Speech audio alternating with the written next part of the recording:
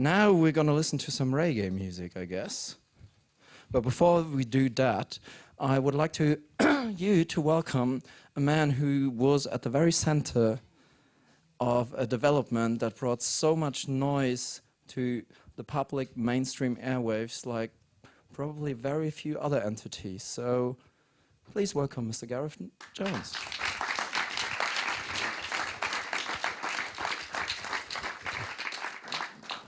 Thanks, Torsten. Thanks, everyone. It's a pleasure to be here, and thanks for your time and attention. Right. Yeah, like I said, let's start with a bit of reggae here. Al Capone guns don't hurt you. How good are your David Rodigan impressions? Not very good. Not very good? Yeah. I mean, I might be a little bit closer to the like bold, bald dude with glasses and stuff, but I wouldn't obviously not dare to try to go near it. But this man who used to be a bouncer, he became a boxer, and then he became an artist, and then he became known to be an artist called Prince Buster, and he was immortalized by a British band called Madness. And what does that have to do with you? My connection to Madness is that a very long time ago, in the late 70s, when I started working in studios, I recorded their first single. They came into a little studio I was working in called Pathway in North London, which was really scummy and really dirty and smelly and tiny and old. And they came in with Clive Langer producing, and I recorded their first single. That's the B-side of their first single, I think. The Prince, I think, is the A-side of the single. Let's give that a quick spin. Buster, he sold the heat with a rock steady beat.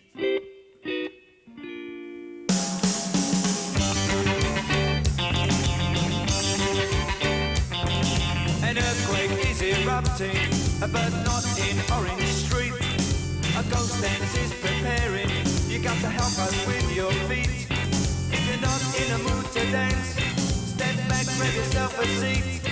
This may not be uptown Jamaica, but we promise you a treat. I bust the phone me over with your bogus dance, shuffle me off my feet. Even if I kept on running, I'd never get to Orange Street. So I'll say there's not much left to say for the man who set the beat. So I'll leave it up to you out there to get him back on his feet.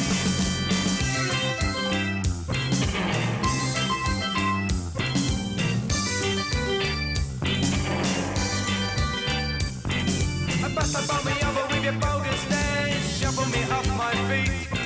Even if I kept on running, I'd never get to Orange Street.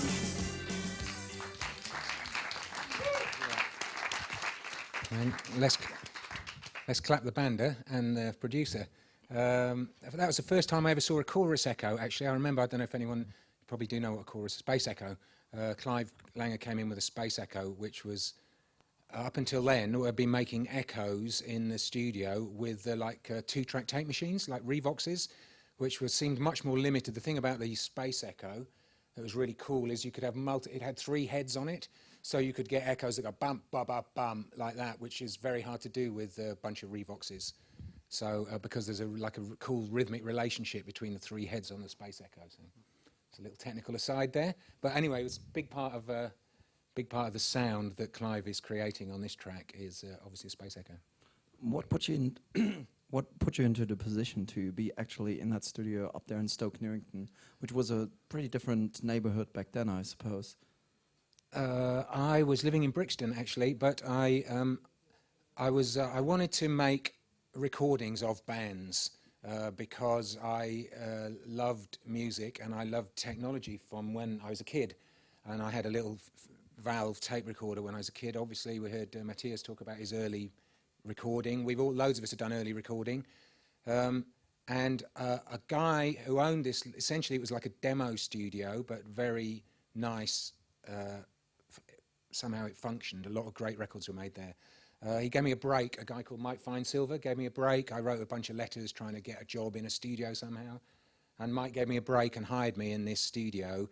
I didn't really have a clue. I remember the first time I'd never recorded like a drum kit before when I was in this studio, and the drum, I kind of recorded the drum kit, and the drummer asked me to turn the snare drum up, and I didn't know which one was the snare drum. So I was like, okay, and I kind of turned one of them up. I can't remember if I got it right or not, but it was that kind of basic. I was learning by doing, I suppose. You know, it was a bit. I wasn't never a punk. I was more like a hippie type, like a hippie freak. But what I took from punk was the do-it-yourself thing. It was like I was very happy to be learning myself and teaching myself and learning from all the great colleagues and musicians I was working with, of course. You had a bit of formal training just prior to that, right? I had some. I got a job at the radio station. See, my thing was I went to college and then I didn't know what to do with my life, man. So I decided I wanted to try recording music, as I said, because I love music and I was really interested in recording technology. I didn't know how to do it. Obviously there was no laptops. We had a little 4-track tape recorder in the basement of the squat where I lived in Brixton. So I was doing something, but so anyway, somehow I managed to get a job at the BBC. Actually, my dad helped me do that. Rest in peace. My dad died actually a couple of weeks ago, so it's nice to mention him.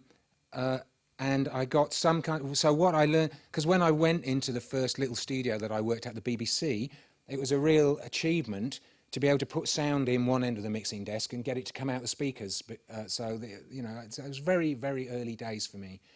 But I suppose what I got from the BBC was a lifelong love of radio, actually, which I had before even, because obviously when I was a kid, a teenager living in Nowheresville in England, a lot of the really interesting music that I came to hear was obviously through the radio.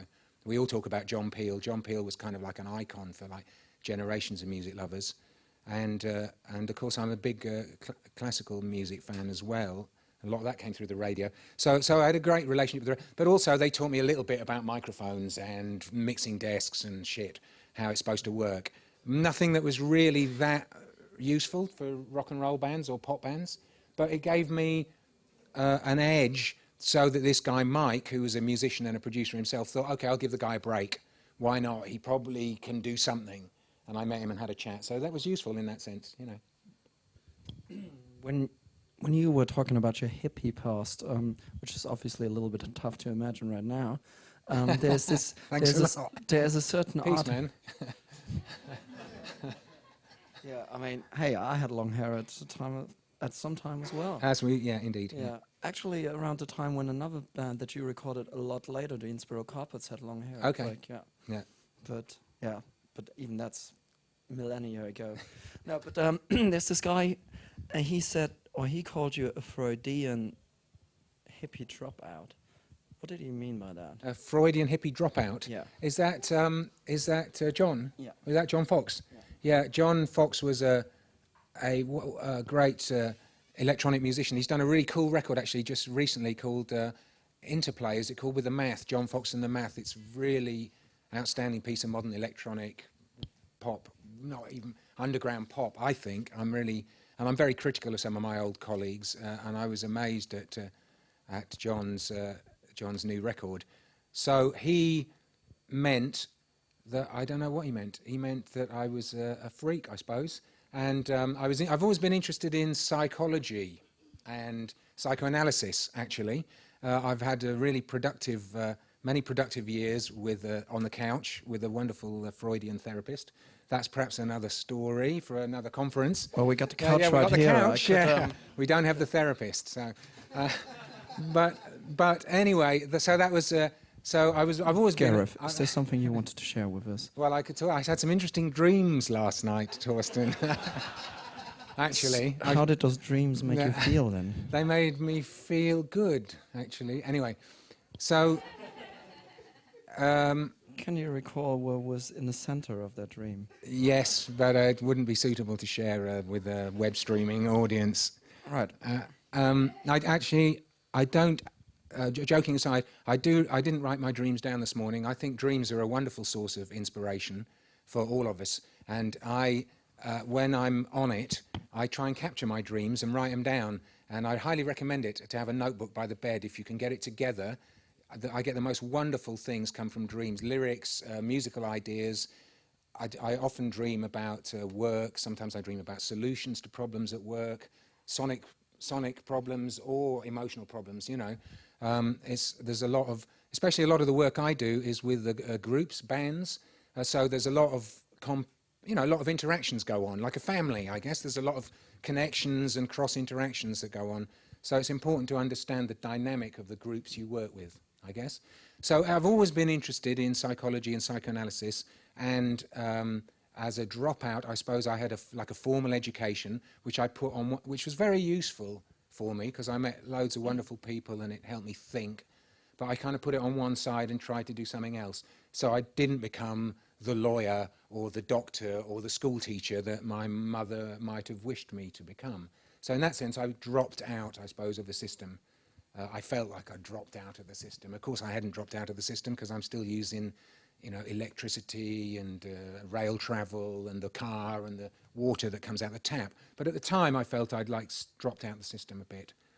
And, I was, for many years, a big fan of psychedelic drugs.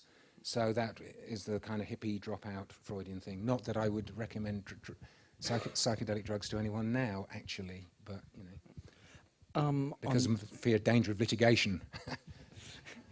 On that note, to multi-change the subject, did you see that Fellini Book of Dreams that he had coming out a couple of years ago? This massive book where he wrote down all the dreams and watercolored them. And oh, did he? How beautiful! I mean, it's a great source of creative inspiration. The unconscious, isn't it? A lot of the. I'm not a songwriter, but some of my dear friends are really fantastic songwriters, and several of them have said to me they don't know where the ideas come from. Songs, in some sense, arrive in the songwriter's space. That's not to say that work's not important and listening to music's not important and developing your skills is not important, but that for me there is a sense in which when a song arrives it comes from somewhere. Maybe it's a gift from God, and it certainly comes from, in some sense, from the unconscious. So I think we need to pay attention to our unconscious drives. what song does your unconscious remember the most of that Metamatic album? Yes, John came into this studio, Pathway, to make this. He had this idea. Does anyone know John Foxx, actually? We got a couple of examples here that we could play, so he would had, pick something. Yeah, he had this idea to make a minimal electronic pop album. And following on, actually, from one of the things Matthias said this morning, John, it was the fourth album he'd made, right? He'd made 3 albums with a band called Ultravox before Midjour was a singer. So, and he got some experience. He'd worked with some great masters, including Connie Plank, who's now long dead, but a fantastic German krautrock, electronic German record producer. What are your favorite Connie Plank productions? Oh, I love some of the Neu, actually, the work Connie did with Neu and Cluster and so John had this idea to make a minimal electronic pop album. So what he did was say, okay, he'd worked in quite big studios by then. Certainly, they seemed to me to be massive studios compared to where I was working. This was an 8-track analog studio. The control room was about this big. Like way more primitive than the wonderful production rooms that Red Bull have built here. So his idea, to make a minimal record, he decided to have minimal equipment. That's what I'm trying to say, which is what one of the things Matthias was referring to this morning. He didn't say, well, I'm going to go into a really big studio with loads of money and have loads of synthesizers and loads of microphones and make a minimal record. He was very much a conceptual, fine artist, John, and he said, okay, I'm going to make a minimal record, therefore I'm going to use 1 drum machine, 1 ARP Odyssey, 1 Elka string machine, and 1 ARP 16-step analog sequencer. I don't know if anyone's seen one of those. They're really cool. There's lots of digital emulations of that now. 512 make a wonderful piece of software called Numerology. If anyone's interested in step sequencing, I highly recommend Numerology by 512. It's amazing. It's really deep. But the ARP is like a tiny version of that, and 8 tracks, and we only had 8 tracks. So that's how he approached making a minimal piece of work, and of course it turned out very minimal. John's music, I don't know. I like the whole album actually. It was, you know, particularly one of the. Yeah, well, you could play something, Torsten. Why don't you? Why don't you? Well, let's start at the beginning then. Oops, that's not the beginning.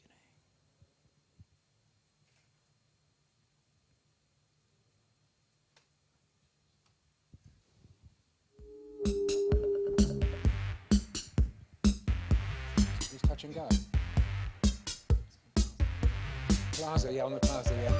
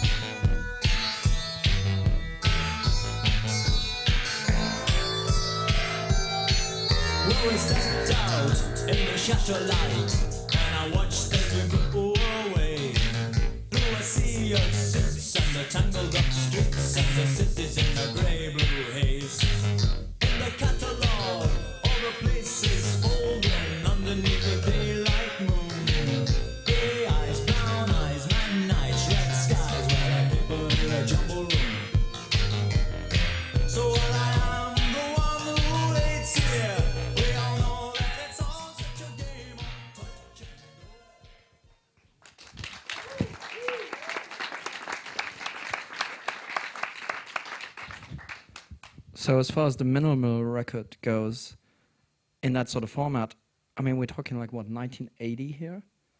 Yeah, 79, 80, I think it is, isn't it? Yeah. So, I mean, this is with a guy that already has worked with, I mean, the band Ultravox, with Brian Eno, with Connie Plank. Yeah. And there you are, and you're just straight out of the BBC, and, I mean, and a massive track record already. How nervous were you? Oh, I don't think I was nervous. I was very overconfident when I was a young guy. I kind of thought I knew everything, which is, you know, what a lot of us need to feel when we're young. Otherwise, we don't get shit done. But when I look back, I'm quite surprised how overconfident I was. I was a bit arrogant, I would say. But I wasn't arrogant with John. Well, perhaps I was actually. But so I don't know. I wasn't nervous. I didn't know very much about Ultravox. I kind of discovered Ultravox through John more than the other way round, you know. And of course, I worked as an engineer on this project because I was very much a junior. But it is interesting when I look back, because there are 2 other musicians play on this record, and they were both friends of mine who I brought into the project. One was, and I'm still in touch with both of them, one was a guy called Alan Durant, who played a bit of bass guitar on a few tracks, and one was a guy called John Wesley Barker, who played a few keyboards on some of the tracks.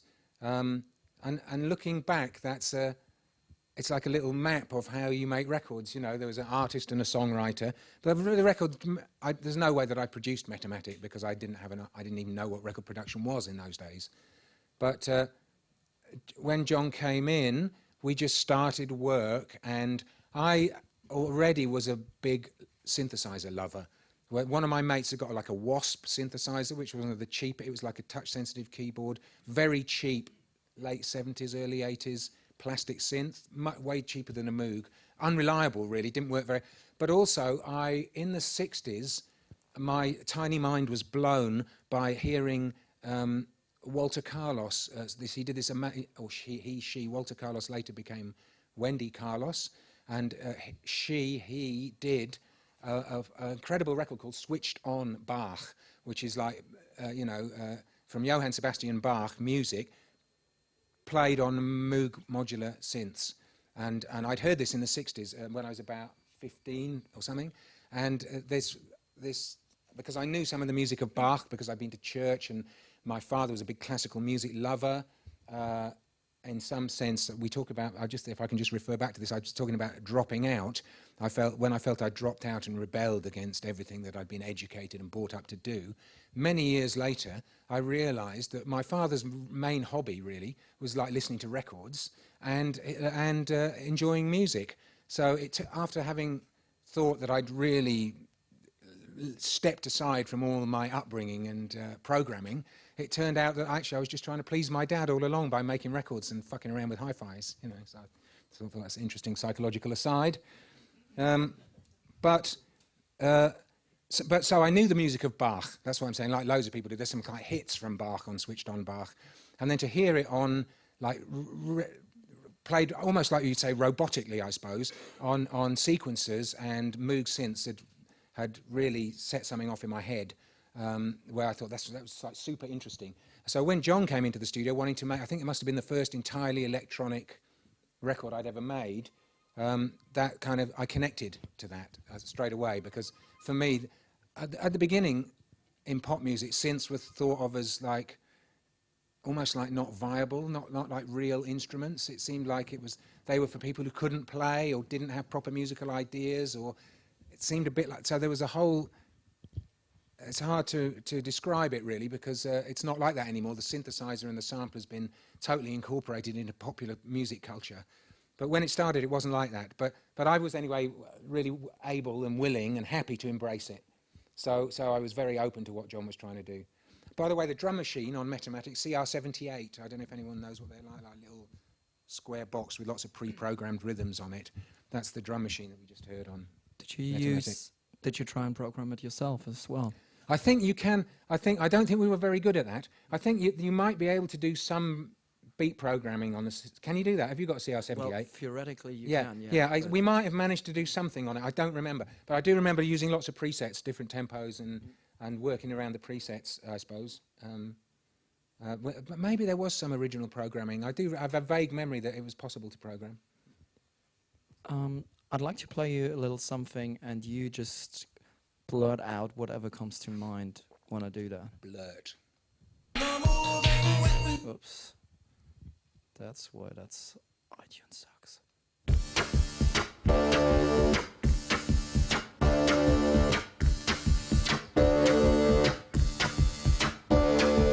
Warm, Leatherette. Warm, Leatherette. Warm, Leatherette. Warm, Leatherette. See the breaking glass in the underpass. See the breaking glass in the underpass. Warm, Leatherette. Warm, Leatherette. Warm, Leatherette. Warm, Leatherette. Hear the crushing steel. Feel the steering. Obviously, yes, absolutely. There's nothing. I'm not involved in the making of this track in any way. It's obviously a seminal and it's a super important track in my life. It's a legendary Warm Leatherette, written, performed by The Normal, which is Daniel Miller, who's obviously now boss. I don't know what his title is, boss of Mute Records, and he was one of the really important mentors in my life. I have learned, and I do still learn a very great deal from Daniel. John, the first time I heard this was in Pathway Studios. John Foxx brought it in, and he said, "You have got to listen to this now," kind of thing.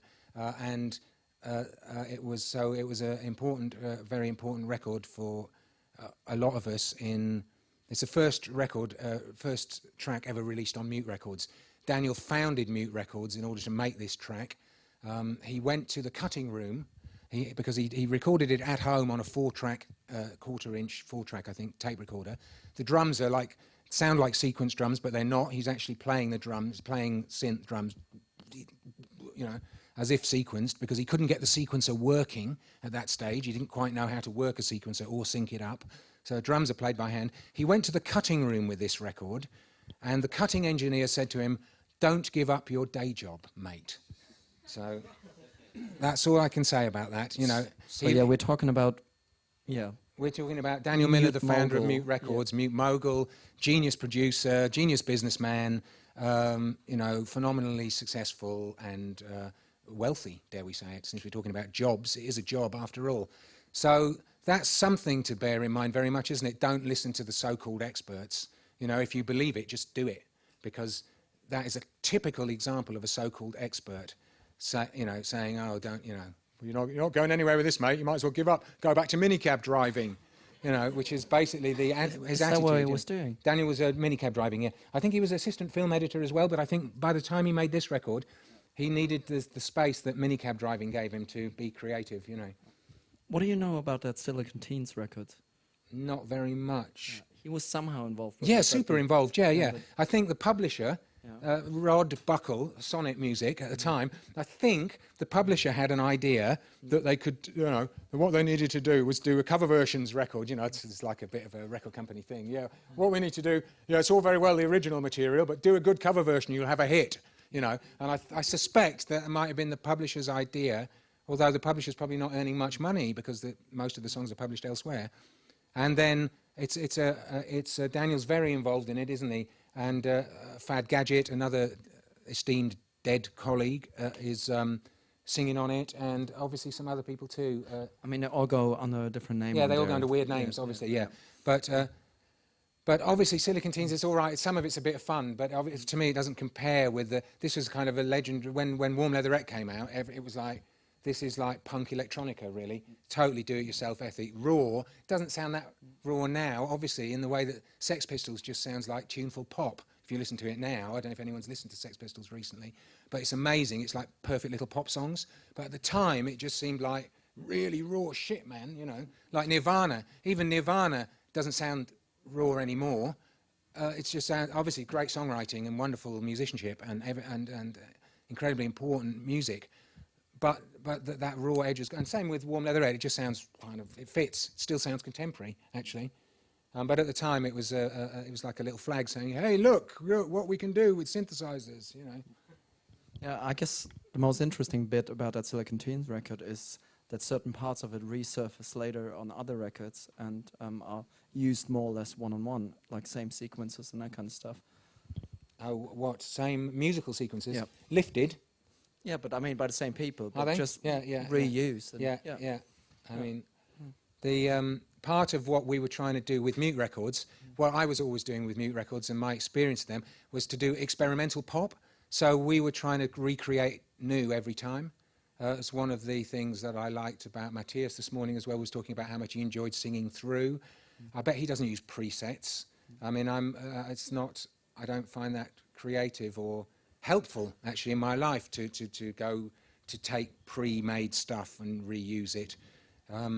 But we certainly with Mute Records, I always felt we were trying to do go to the edge of the go to our boundaries and make new stuff, you know. When did you actually get involved? I mean, the step from someone bringing in a physical record into a studio in Stoke Newington to actually getting involved with the people that did it and in the end actually really working with them, for them. So John got Metamatic off the ground, right, and released it, and he did it very cleverly. Can I just talk about his business model very briefly? Absolutely. It was very clever, I think.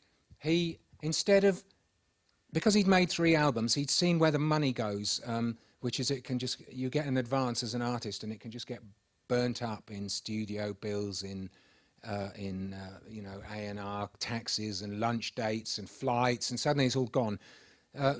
John seemed to make Metamatic the other way around. I think he signed a publishing deal with a guy at Island Music called Richard Griffiths, who was also a bit of a legendary music exec. And he used some of his publishing deal to make the record, and then he was able to sell the record for an album advance. So even though it wasn't hugely successful in commercial terms, he got ahead, and he was like a clever northerner. There's like a bit of a joke in Britain that, you know, northerners are a bit tight with money, basically. So, but he was clever with his money, and so then he had some money. He got ahead somehow. He got out, instead of like a lot of artists in the 80s finished up doing that. They just finished up owing the record company like loads of money, which is okay in the short term, can be fun, but in the long term, it's not necessarily a great situation. He got ahead, and he decided to build a studio called The Garden, which is part of the My Loco studio group in London now. It's in Shoreditch.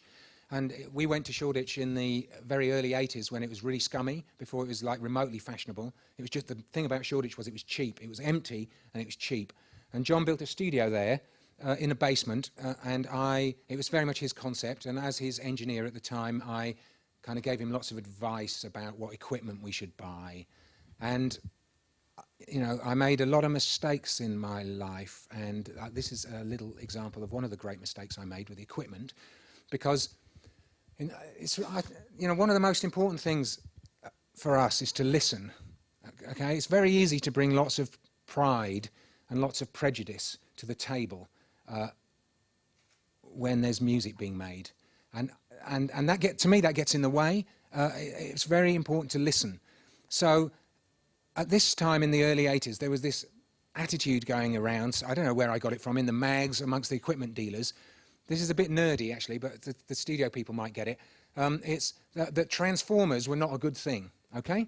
Because somehow the way that a transformer worked was to take the edge off the front of the beats. So like a kick or a snare beat, it's got a very, or triangle or something, it's got a very steep edge on the front. And the transformers were considered to be softening this all down. So there was this idea that we should have transformerless studios, and that's the studio that we actually built in the Garden. The initial version was a MCI JH24, which was a transformerless multi-track tape machine, and an AMEC 2520, I think it was, console, no transformers.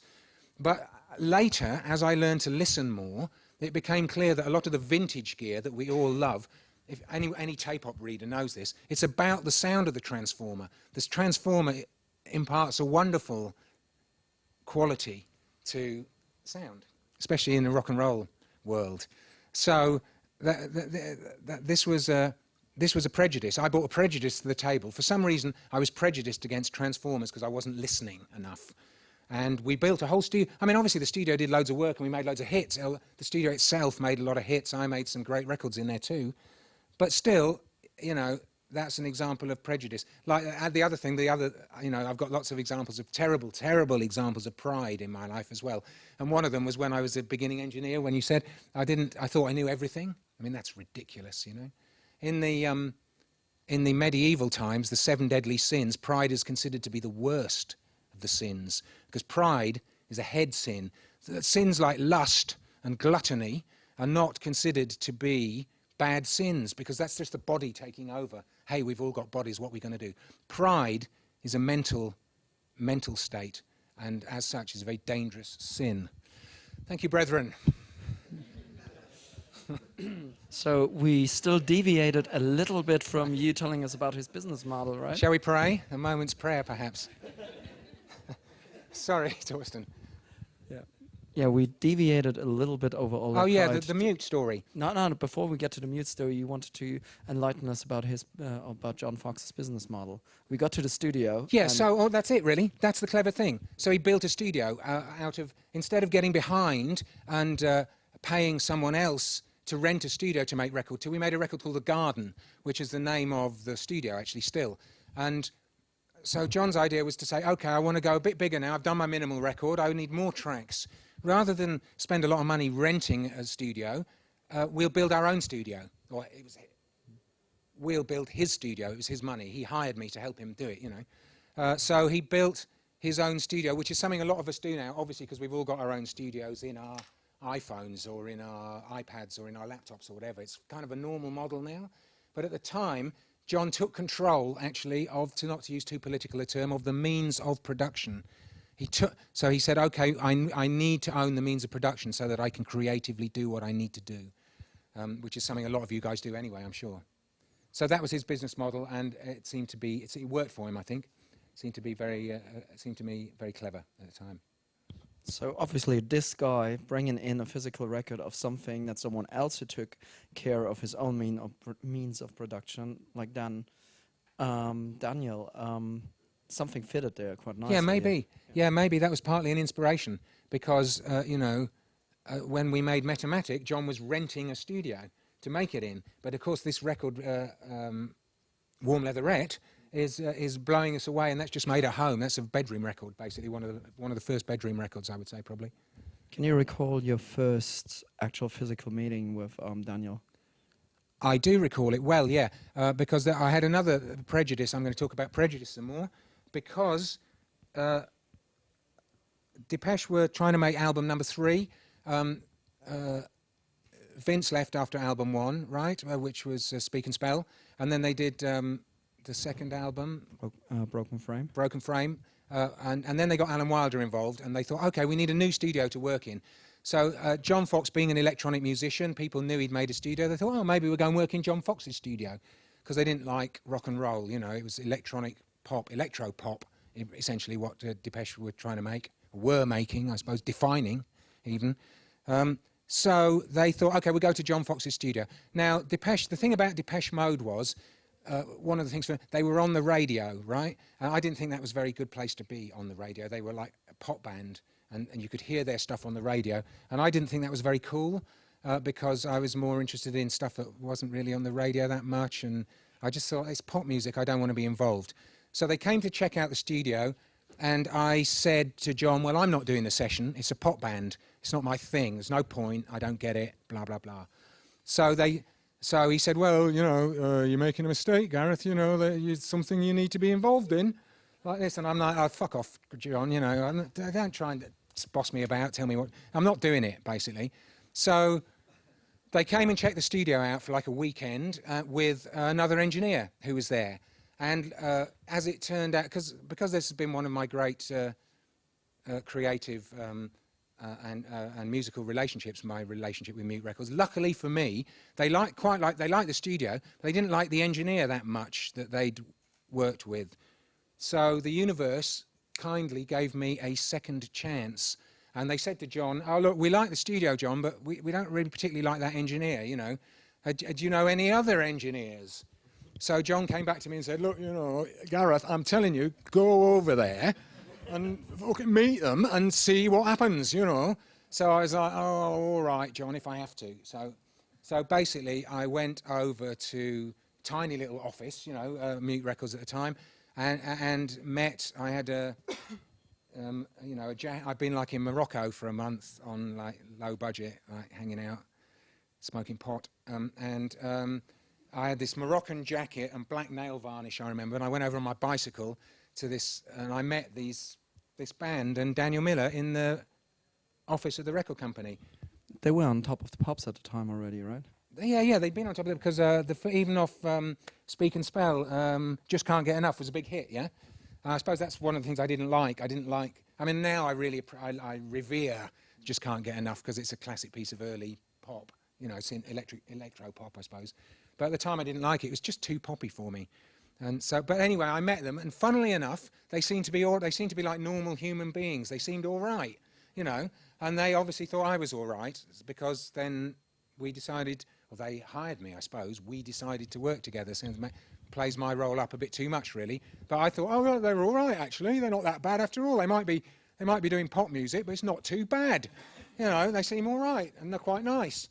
Daniel seems a bit weird, I thought, but there you go, you know.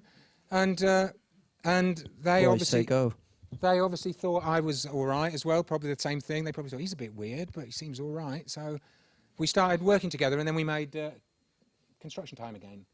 Right, which was recorded where? It's recorded in John's studio, The Garden. We carried on with the plan, basically, which it was recorded in the Garden studio in Shoreditch and mixed at Hansa studio in Berlin, where we were recently, actually, with Red Bull. But before we get over to Hansa, I think this is the time to get the record straight on a track that you actually played at Hansa on the actual desk where you said it was recorded, but rumor has it that a lot of the loops and stuff were rather recorded in Shoreditch. No, it wasn't recorded, it was mixed on that desk. That was the story. What were we talking about? Pipeline. Yeah. And the Maybe it's time to give you a little breather and probably put everyone on the same page, seeing you want to play a bit of Pipeline? seeing that we're the only Gerontophiles in here. You want to give them a break from my blabbing?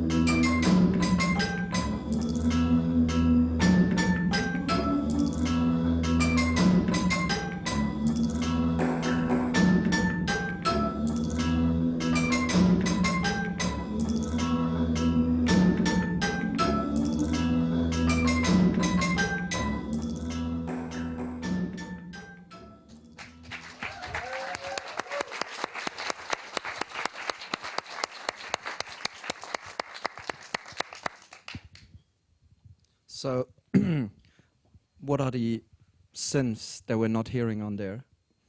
Well, this, you know, this is early 80s. Sampling's just been invented. Probably everyone here is a bit young to know exactly what that means. Anyway, there was a time, right, when the sampler didn't exist.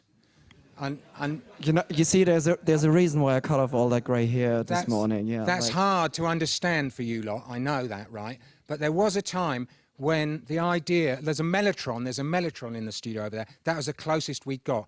And no one, only I think almost no one made their own mellotron tape loops, because you had to be like a incredibly wealthy, Keith Emerson or someone did it, I think. You had to be very wealthy to make. But so when the sampler was invented, okay, it was incredibly mind-blowing, because we could take sounds, you know, like that, and then we could put them in a machine and we could play beats and melodies with them. And I know this is like totally obvious, but I'm trying to like give you some idea of what that was like for us. That was incredible moment, because, you know, suddenly everything was changed, really. Because with tape, you could never get that kind of response. It was very hard to change the key. Even if you put it on tape, you know, you could put stuff on tape before and hit play, and the sound would play. But it wasn't like a sampler where you could just change the note and play complicated beats. So this track is is made all with samples. You know, we went into it's quite well documented, this track, on the web, on other interviews I've done. So I'll make it brief. We went out with a tape recorder to a scrapyard in Shoreditch, disused railway lines, and we went out with a tape recorder and 2 microphones. I had like a beautiful analog reel-to-reel tape recorder, Stellavox, Swiss, beautiful thing, which we took all around this scrapyard for a couple of hours and sampled all these sounds with close mics and distant mics. You know, you hear it even on this rather wonderful stereo that Red Bull have set up for us. You know, you can hear the ambience and the close sound going at the same time. So, and then we got back to the studio with these sounds, and I realised that I hadn't got the tape recorder switched on right, which was a bit embarrassing. So they all sounded shit. So we had to go out again and do it all again. But we were very, very motivated by this idea of constructing a track from found sound. It's ready-made, isn't it? It's Marcel Duchamp, really, in sound. There you go. Every sound, we found it, and then we've used it to play beats and melodies. You know, I guess the Scrapyard is quite lucky. We're quite lucky with that, because Matthew Herbert speaks in this month's Tape-Op, or is it Sound on Sound? There's a really interesting article with Matthew Herbert out right now about he's made a record from a pig. He sampled the pig. That's all the sound sources from the pig, right? From the moment of its birth to the moment of it being eaten. And he's made a record. I've not heard the record, but the concept is obviously wonderful. And he said one of the things he finds quite hard with found sound is getting any sense of pitch. But funnily enough, when I was using samplers then, we found lots of sounds with pitch. There's pitch in this. There's even pitch in this. There shouldn't be, really, because it's a loudspeaker. But and in the Scrapyard, there are lots of sounds with pitch, bell-like sounds, metal sounds, and so after I'd admitted my mistake and apologised to the band, we went back out. We sampled everything again. We came back, and we mixed the sounds, the close sound and the distant sound, into these very primitive early samplers that we had that would play only one sound at a time. Most of the time we couldn't really store the sound either, so it would be played, recorded onto tape, the sampler would be emptied, then we put a new sound in. And the whole track is made with sampled sounds. Actually, incidentally, with no EQ or reverb either. When we got to Berlin and mixed this track, we'd done so much work on the other mixes with reverb and compression and EQ and everything, I was just totally burnt out. And we put this one up on the faders. It just sounded great. So I suggested to everyone that as a concept, we mixed it without any reverb or compression or EQ. And we did. And that's the track. So found sound in its natural state.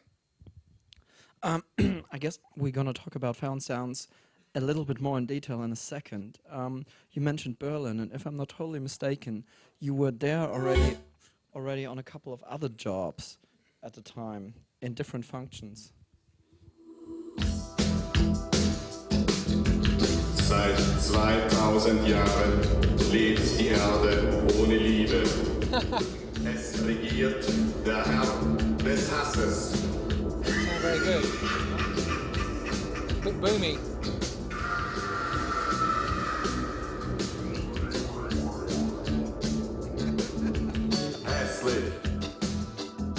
Ich bin so hässlich, so schrecklich hässlich. Ich bin der Hass. Hassen. Ganz hässlich hassen. Ich kann's nicht lassen. Ich bin der Hass. Attention, attention, unknown flying object approaching a plane. That's enough of... well.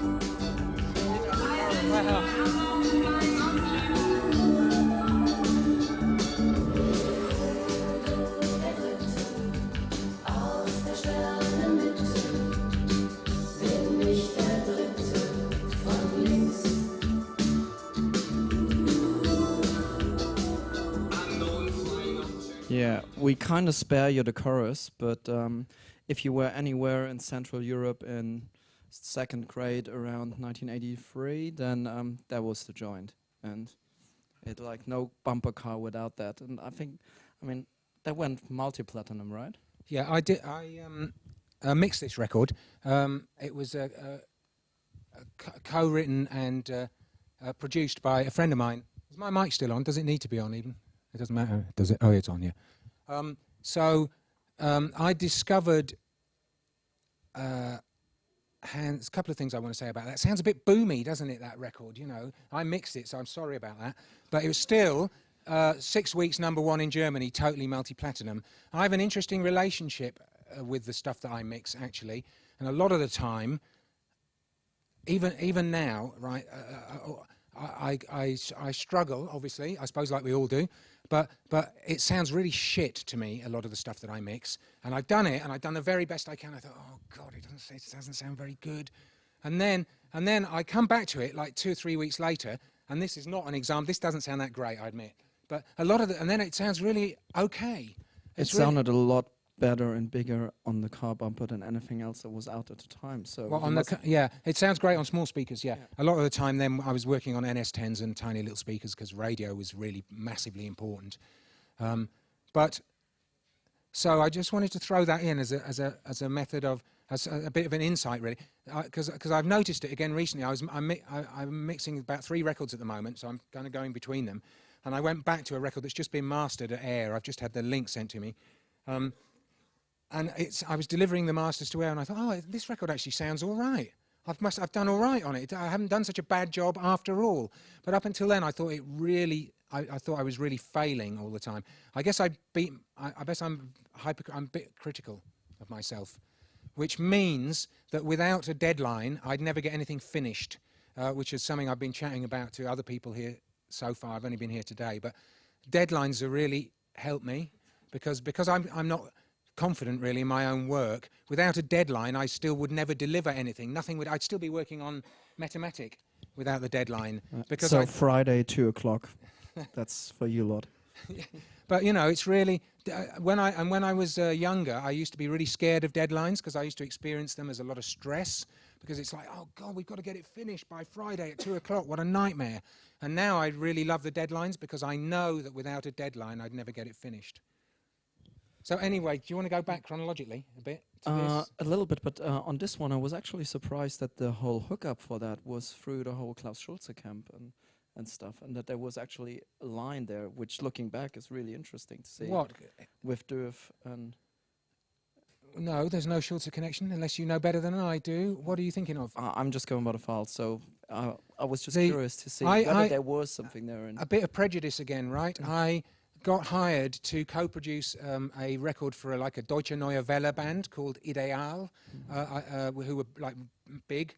Annette Humper went on from this band to become one of Germany's top producers. She still is. She does this band Ich und Ich, if anyone's into the German pop scene. She's a very talented woman anyway, massive. And we went to Vienna to record this band, Ideal, their 3rd album. And I wanted to go back to the Garden Studio in London to mix it because I was insecure about where to mix. And the manager said, he said, can we go and have a look at this studio in Berlin? Maybe this would be a cool place to mix for you, because obviously it suited him. And I was like, well, I'll have a look, you know, but I really want to go back to London to mix somewhere I know. And then he took me to Hansa Studios, like penthouse mixing suite in the 80s. It was incredible. It's like a state-of-the-art mixing room with a big solid-state Logic console in it.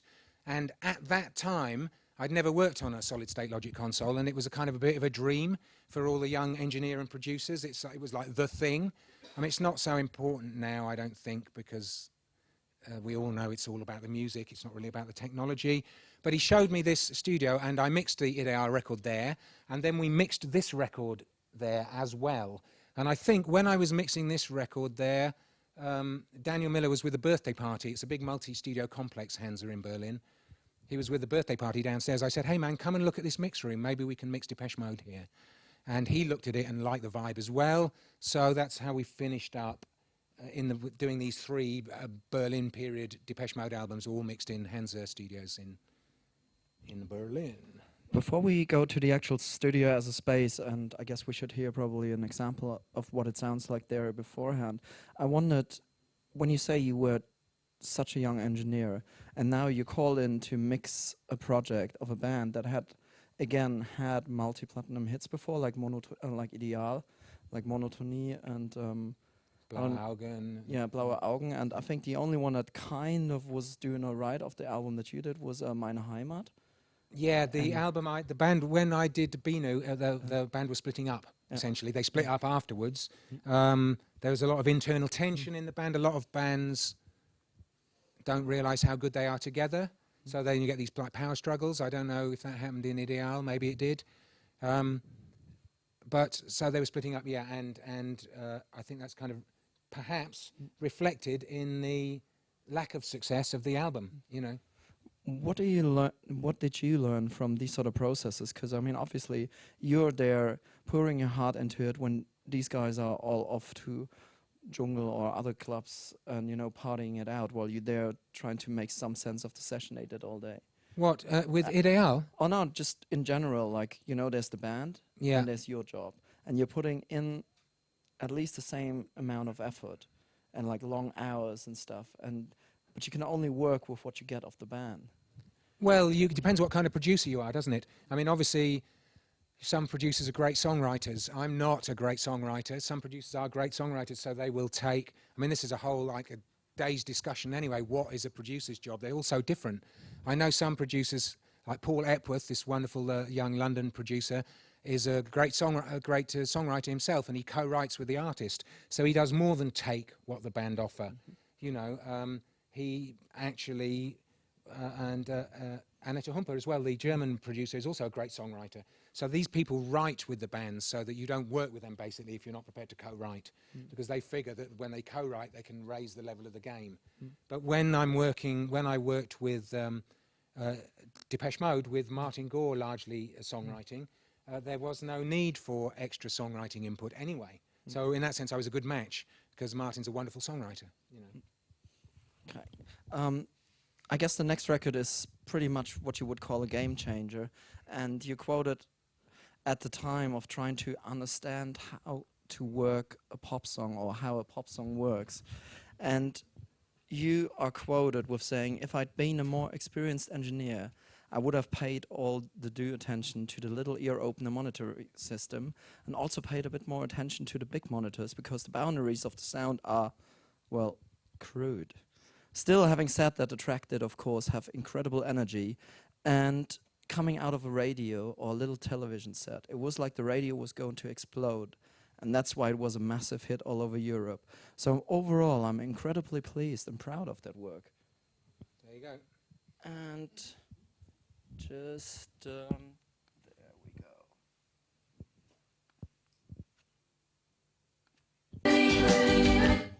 He's playing the wrong track.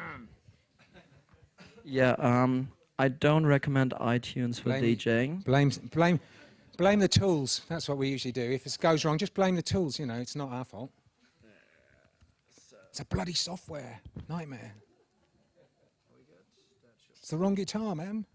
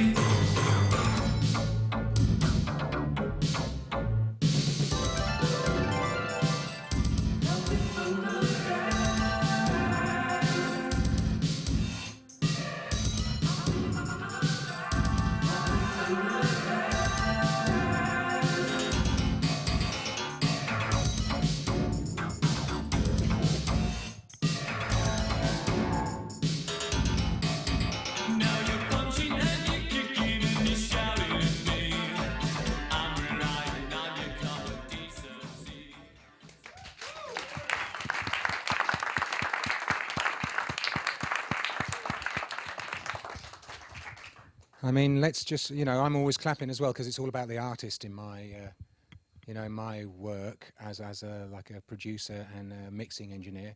It's just, you know, if an artist comes to you with a great song and a great idea, you've got to be a real dick to fuck it up, basically. And I've been lucky that I've worked with some super talented artists, and if you just like be really careful, and then it just turns out great, you know. You know, just to say that's why I'm clapping along with you guys. It's a bit like having I hope I survive this week. It's a bit like having your life flash before your eyes, this little chat with Torsten, because it's like one thing after the other from the past, you know. So. Okay, can you share a couple of images that are just flashing before your eyes right now, before we go into the specifics? Well, no, not really.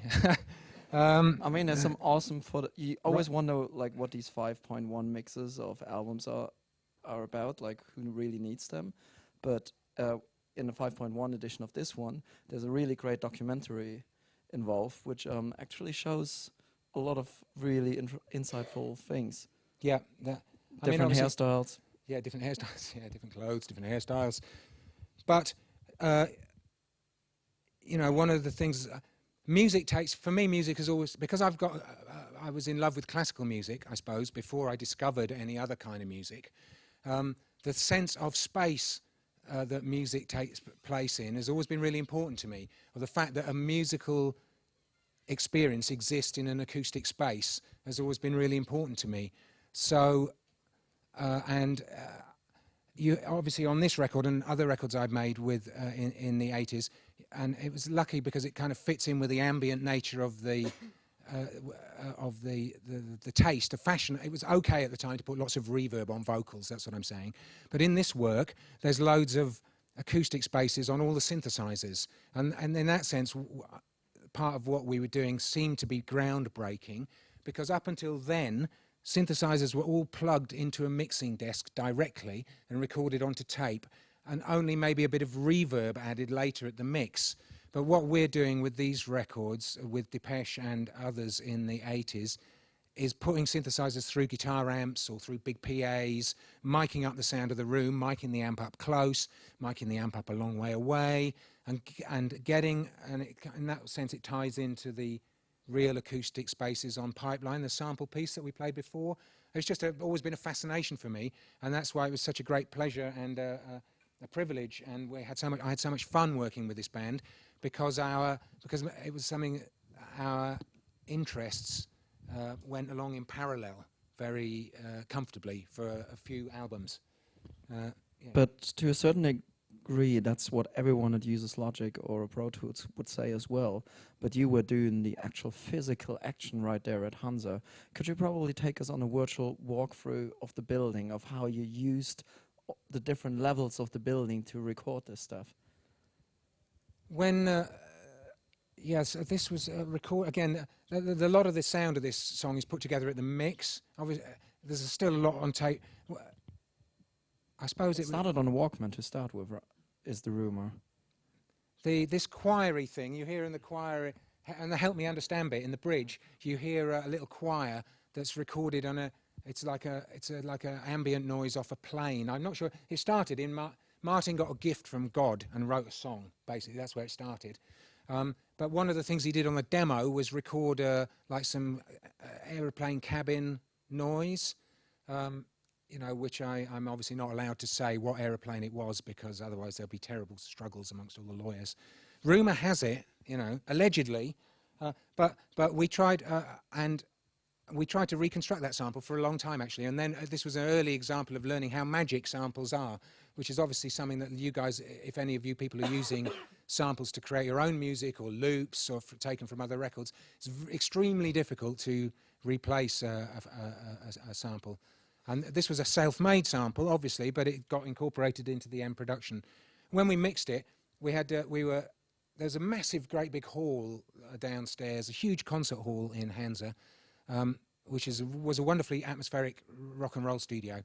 And when we did this, we were mixing upstairs, like on floor 4, and on floor 1 there's like a 3-story high, huge room, and I put a really big PA in there to use the room as an echo chamber. And I had another big tiled room as used as an echo chamber as well. So different elements of the beats and the drums are basically, you know, just going all around the room, like you would put them into 3 different plugins now. Then it's going into 3 different real physical spaces. It took us a number of days to mix this, actually. The whole studio was like pumping for days with this huge PA with the kick. I think the kick drum is going into Hansa 2 downstairs. The snare drum's going into another room, you know. So basically, we're having a lot of fun with wires and drums and amplifiers and mics. I mean, it's something to really physically imagine, because I mean, obviously now it's a matter of like 3 clicks on a trackpad, but to physically take a drill, make sure the cable is going 3 floors down, finding the right amp, and just the whole matter of how did you actually talk to your assistant who was miking the amplifier down there when you were listening well, to it? it's all about there's loads of cables going down. You could I could talk through the PA, or you know, talk through headphones. Right. Yeah, it's I mean that's normal studio practice. You know, you got two-way feedback. Yeah. Otherwise, you can't. You need to be able to communicate. Obviously, it's just fun building systems. There's one I'd like to do a record. I've never done it. I mean, and I'd like to do a record, a synthesizer record, where it's kind of written, you know, and we've chosen the synth sounds, possibly even recorded them, you know, and then like have a nice big room like this, you know, and like say, well, okay, you know, we put a bass amp here, and then play the Moog, say the bass into the bass amp, and mic it up, you know, and then maybe over here, you know, have a couple of other amps with sequencers going through them, and over there have like a drum amps, and you know, to reconstruct the whole sound of the record inside a room and record it all at once. That's something I think it's something that's done in layers in this period, and it's something that I've wanted to do for a long time, to create that for real. I just think it'd be fun. It's a bit of like I mean, obviously I'm a huge Kraftwerk fan, and I'd like to have in one room all the electronics playing at once, and capture the sound of that room. Obviously, that sounds like a humongous amount of fun, but how much of that you reckon is actually audible to the listener in the end? Like Matthias said this morning, having fun is what it's about, really. I think you know, if you have, it is play what I do. My mother, someone said to me recently, my mother's 89 years old. I think she said, well, you don't really work, do you, dear? You just play about all the time, you know. And I mean, you know, guilty, really. It is play. What we do is play. Play needs a sense of fun. Like Matthias said, Matthias works in the way he does because it's fun for him. And when you have fun, you flow more. You know, if you're not having fun, it's really easy to get stuck. Oh, it's difficult. I'm stuck. I don't know what to do. I'm fucked. It's difficult to get stuck in one place. When you're having fun, it's like, you know, I don't know, like scree running or snowboarding or something. You know, you flow, and that has incredible knock-on effects into the work. You know, Which is one of the most suave transgressions to the next topic. When you're working with vocalists, so far we've been talking about the drums, the machine, the sequences. You gotta somehow marry that voice, that human element, with all the machinery that's going on. And therefore you need to make that person feel comfortable. So what techniques did you learn to, you know, make that fragile person on the other side of the booth feel comfy? well, you know, recording anything, I suppose, is a life's work. You know, recording drums is a life's work, like a drum kit, for me, certainly. And every time I do it, it's an amazing little adventure, you know. And I guess recording vocalists is similarly could be a life's work. I used to make a lot of fuss, in a sense, and like I prepare everything and, you know, make it really nice and tidy the carpet and get a bunch of flowers and make sure they got water and a little stand for their lyrics and a pen and, you know, an ashtray and whatever, you know, whatever they needed, you know. But so I did that for a long time and it seemed to work quite well, really. I don't know. And then I kind of stopped fussing now. As I've got older, I don't even, you know, I just put a mic up. That's it, really. That's how I record vocals. I just put a mic up and we just do it. And that works really good. Really, really good. I mean, the other simple thing that seems to work, it's always great when you see a hip-hop artist in the studio and the sound that they have in the can when they get the playback, after they drop their 16 bars or whatever, and if it's just run through like a very simple compressor, and you know they're in there, and obviously they're older men when you walk in, then they listen to this stuff and they're like, I don't know, okay, and then concentrate, they lay down their rhyme, and then they hear themselves back, and you can see it on the other side of the window, like, oh, I must sound like Biggie right now. And it's like you can really hear like just that little effect that the compressor does gives them so much more confidence that the next take usually is so much better straight away. Is there simple techniques like that, or how do you get the sound and for them right? Does it need to sound different than for what you? Well, yeah, of course, but I mean that's you know. But to me, like when I'm recording artists, I just like to do it like as quickly and easily as possible. Obviously, I've got quite a lot of experience now, so that I figure that I can make some things work pretty easily and quickly. But that's what it's all about, you know. Of course, they get compression and 2 effects or whatever they need, but it's really about saying, okay, do you want to do a vocal? Let's go. And it's about being ready for that. And then not let's go, oh, hang on a minute, I need to set this up and set this up and set this up and and then do this and just get you a headphone mix. That's bollocks to me, you know. And when I work with engineers now, I don't like that. I want people to be super fast. Obviously, when I'm working with bands now, I often am in the situation where we hire an engineer as well to help. And everyone's got to be super fast because I get really bored really quickly. And I figure if I get bored, the band's going to get bored and everyone gets bored and you get bored and you might as well just stop. Because we're not trying to do anything boring. So it's all got to happen super quickly. I mean, everyone has to find their own route. There is no real simple, yeah, you can make the headphones need to sound wonderful, but they don't need to sound wonderful if you say, can we do a vocal? And then you take half an hour making them sound wonderful. The headphones need to sound and also a lot of the time it's really great, you know, if, to do the vocals. Like everyone works in bedroom studios. I really like working like that, more like demo, where, you know, everyone's sitting there. I mixed a record recently. It's not out yet. It's by a band called David's Lyre, a London band, young debut album. Wonderful record, in my opinion.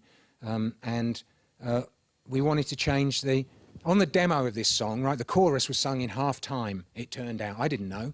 We got to the mix, and then the artist said, oh, you know, on the demo, I'm not sure. It was one of the managers was very into the music, and so he said, you know, check the demo. And it was like half time, and we hadn't got it half time anywhere in the Pro Tools session. So I just put a mic up, and he just sung it in the control room with the speakers on there, and it works, and it's on the album, and it sounds fantastic. And to me, that's what capturing live performance is about. It's just about. You capture it before you know. You don't make a lot of fuss preparing the magic. You capture it. Hey, look, that was magic. We just made magic. You don't go, watch this. I'm going to make some magic, okay? I'll just tidy up first and get a good headphone mix and then do this and that. You don't do it like that. You know, you do it, bang. And then afterwards everyone goes, what the fuck happened? You know, so it's flow. It's flow, you know, it's about flow.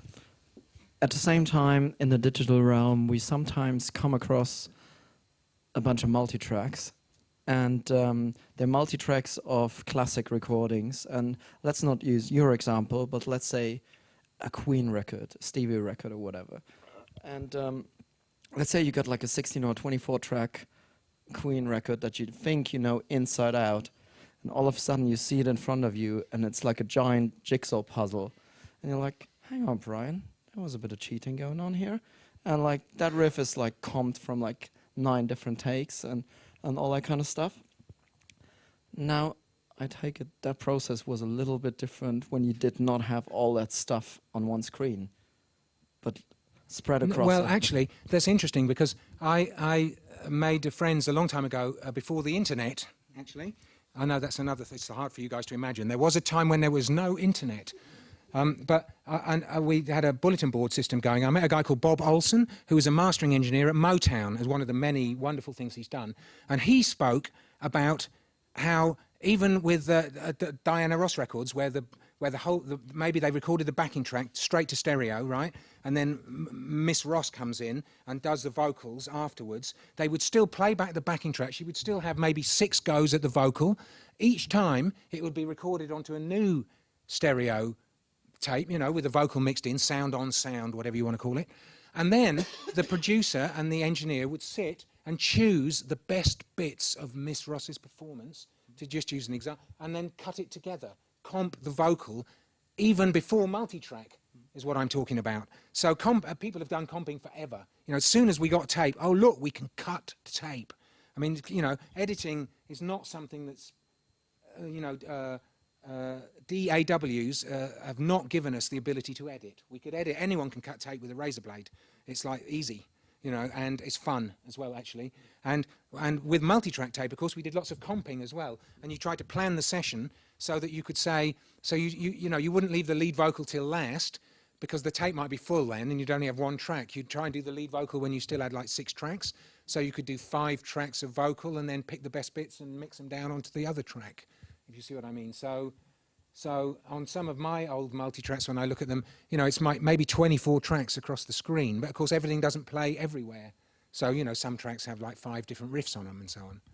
So I'm still trying to imagine how you organize such a mixing session in the end, because I mean, if you had like, let's say 8 different vocal tracks or vocal takes and you're trying to turn them into one. Yeah, but that's organized before the mix. Yeah.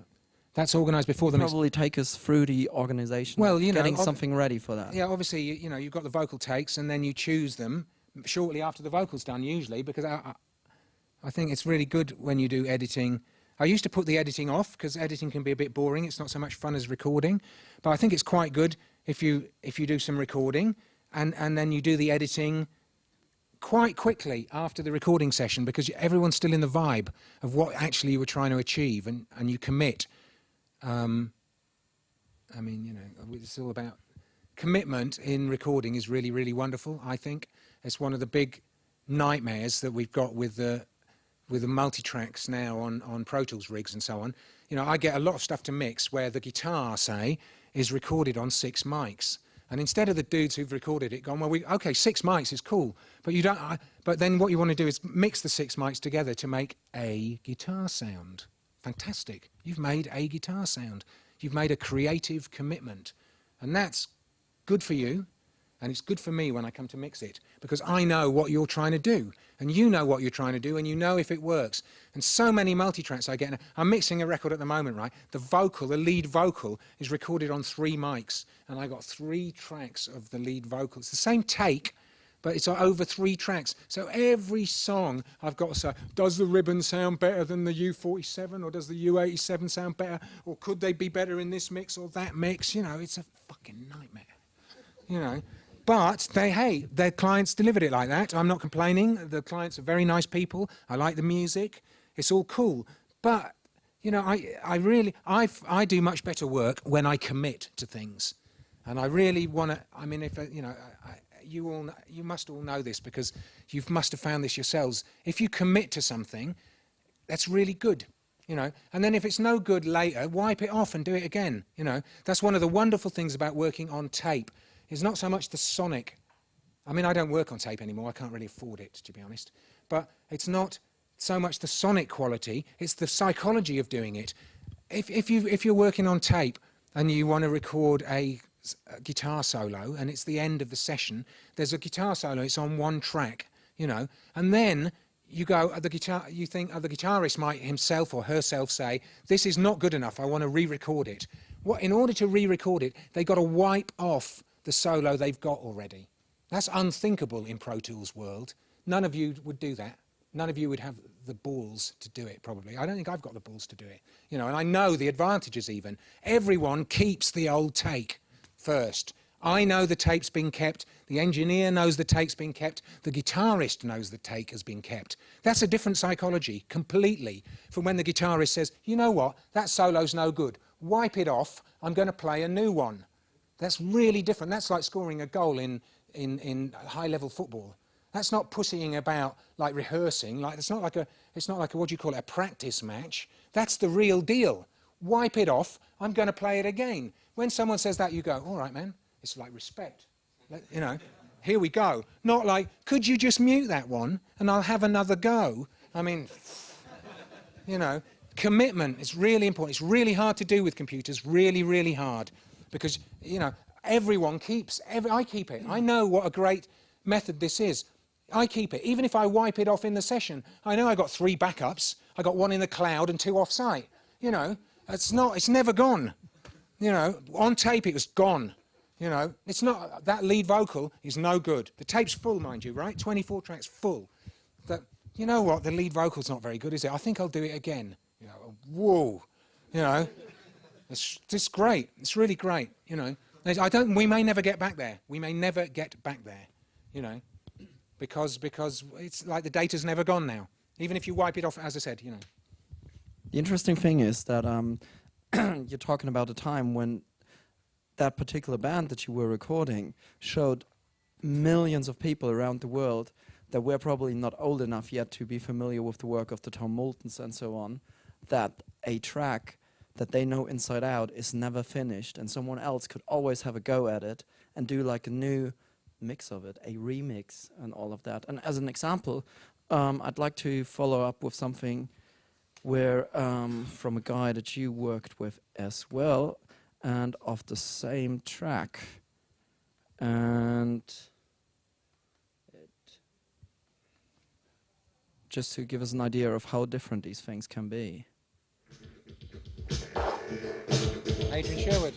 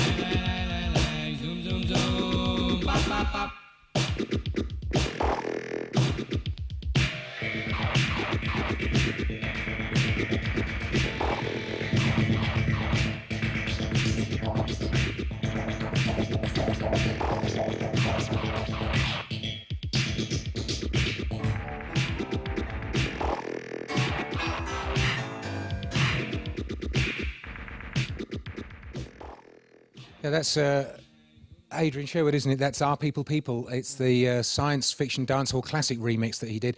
Obviously, I mean, if any of you guys get a chance to remix for record companies, don't do that, because there's no vocals. You just get straight back and they'll say, yeah, well, very cool backing track, but where's the vocals, you know? But at the time, that wasn't important. We had extended versions with vocals, blah, blah, blah. Adrian Sherwood's great genius, been a great inspiration for me as well. And in what sense?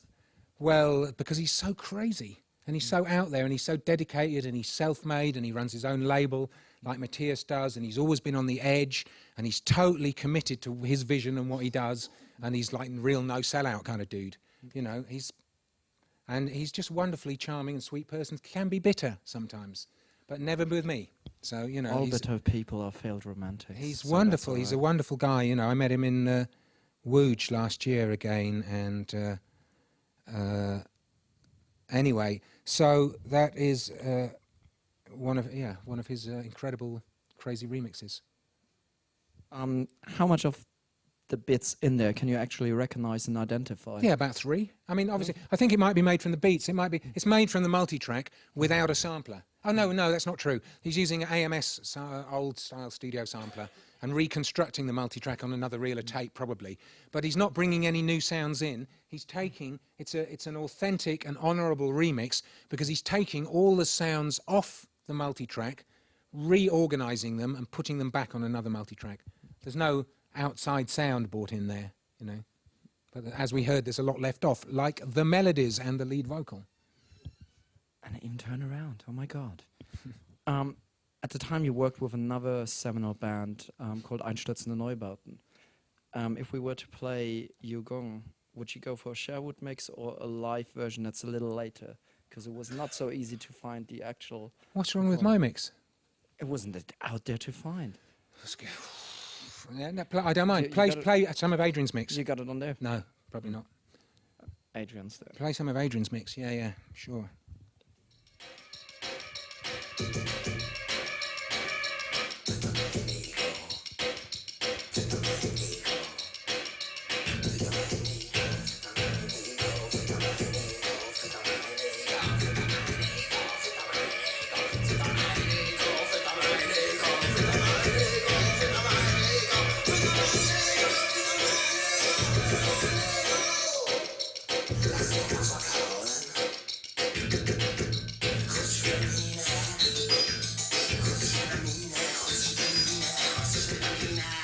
That's good.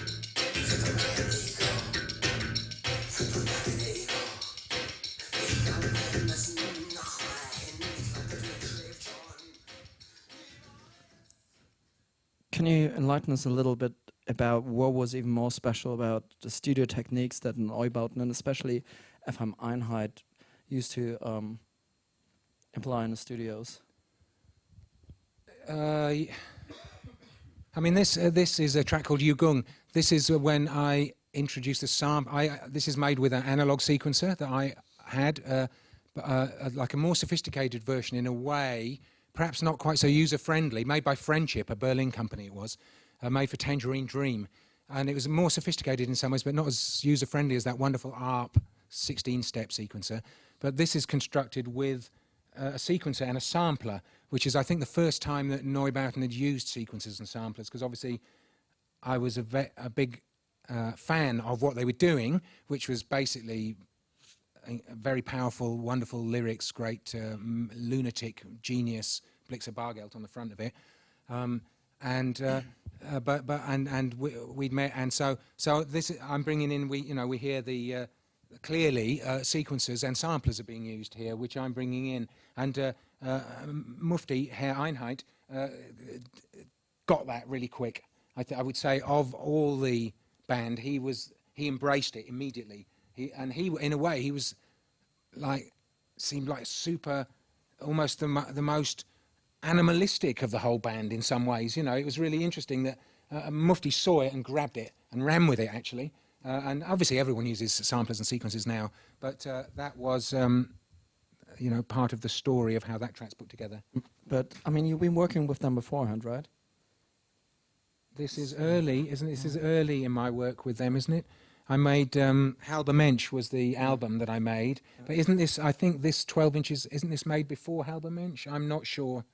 Sorry. In a land before time. Yeah, man, it's like a long time ago. No, but at the same time, in that land before time, when you saw them perform, it wasn't exactly like a Depeche Mode PA where you had like tremulators and big pads and stuff. No, I never saw them perform with samplers or sequencers. No, I saw them perform as playing metal and found objects. And bass and guitar and bass guitar as well, of course. But I saw them, playing it live. Actually, I didn't. As a producer, I think it's really important to. I mean, this is so obvious, but it's really important to see bands play live before you record them. As a recording engineer, even. I mean, I know everyone here's got different backgrounds and different interests. When I was putting my first 10,000 hours in, trying to learn my skills, I spent a lot of time in the studio. Not enough time at gigs. Actually, I didn't spend enough time in art galleries. I didn't spend enough time walking in the mountains. I didn't spend enough time doing anything other than sitting in a studio making recordings. And that was kind of narrow. That made it a bit too narrow. And I don't even know. So what I'm saying is I don't even know if I saw Neubauten perform before I started working with them in the studio. Now it would be obvious to me that I would see a band play at least once, twice, 3 times before I did a recording with them, because you get such a wonderful feel for what a band is about when you see them perform live. But you saw some sort of performance with them in the studios, like when they brought in a whole bunch of beer kegs and that kind of stuff. They did the most wonderful art installation in Hansa Studio 2 with incredible sheets of metal and scaffolding, a huge room full of found objects, springs, boxes, big plates of metal. Incredible installation they did when we did Halber Mensch, or part of Halber Mensch, I think. So if you have like a bunch of beer kegs and like I construction, don't remember beer kegs, but anyway, yeah, go on. and construction site scaffolding and that kind of stuff, do you need to mic that differently than your average vintage snare drum?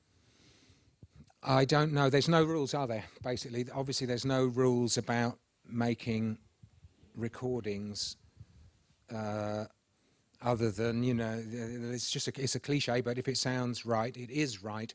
I had some contact mics at the time, actually, that I was using like tape on contact mics as well as close mics and distant mics, and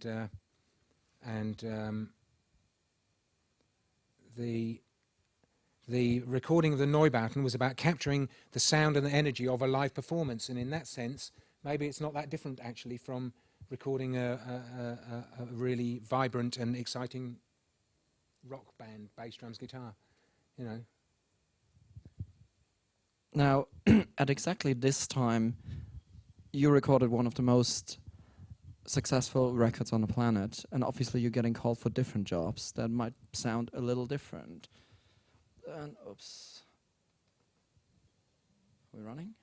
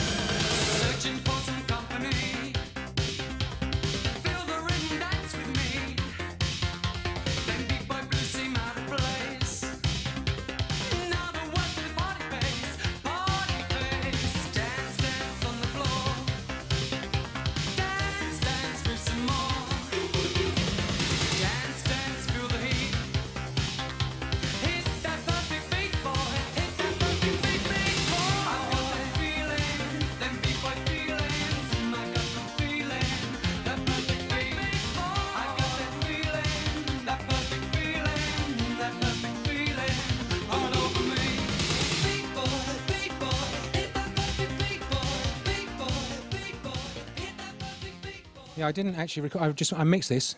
We mixed it in Hansa. I didn't record this. I don't know. I guess I can't. I can't remember the producer's name. I only worked with him on this project. He's a really nice guy, and I guess they came to Hansa and me because of the Depeche, you know. And that's that. 2 weeks in the Hansa mix room, mixing that album.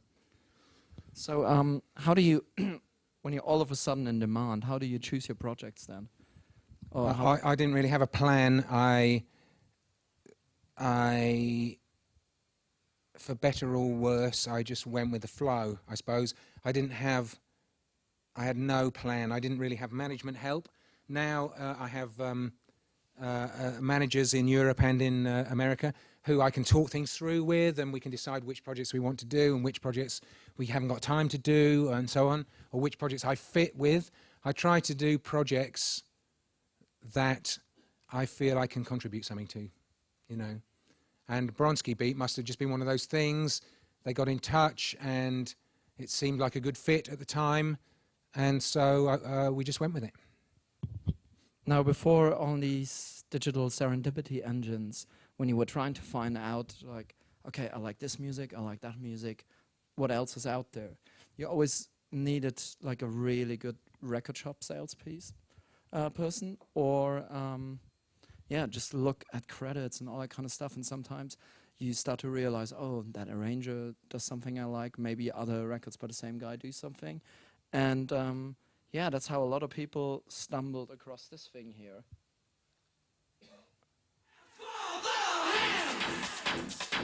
Fast speed, slow speed. Fast for the hands. Melt in the music got drums. Melt in the music got drums. Choose a fast beat, choose a hard line. Choose a fast beat, choose a hard line. Try to show us one better, not stick to the hard, not crawling with flesh. Suffer little children, suffer little children, suffer little children.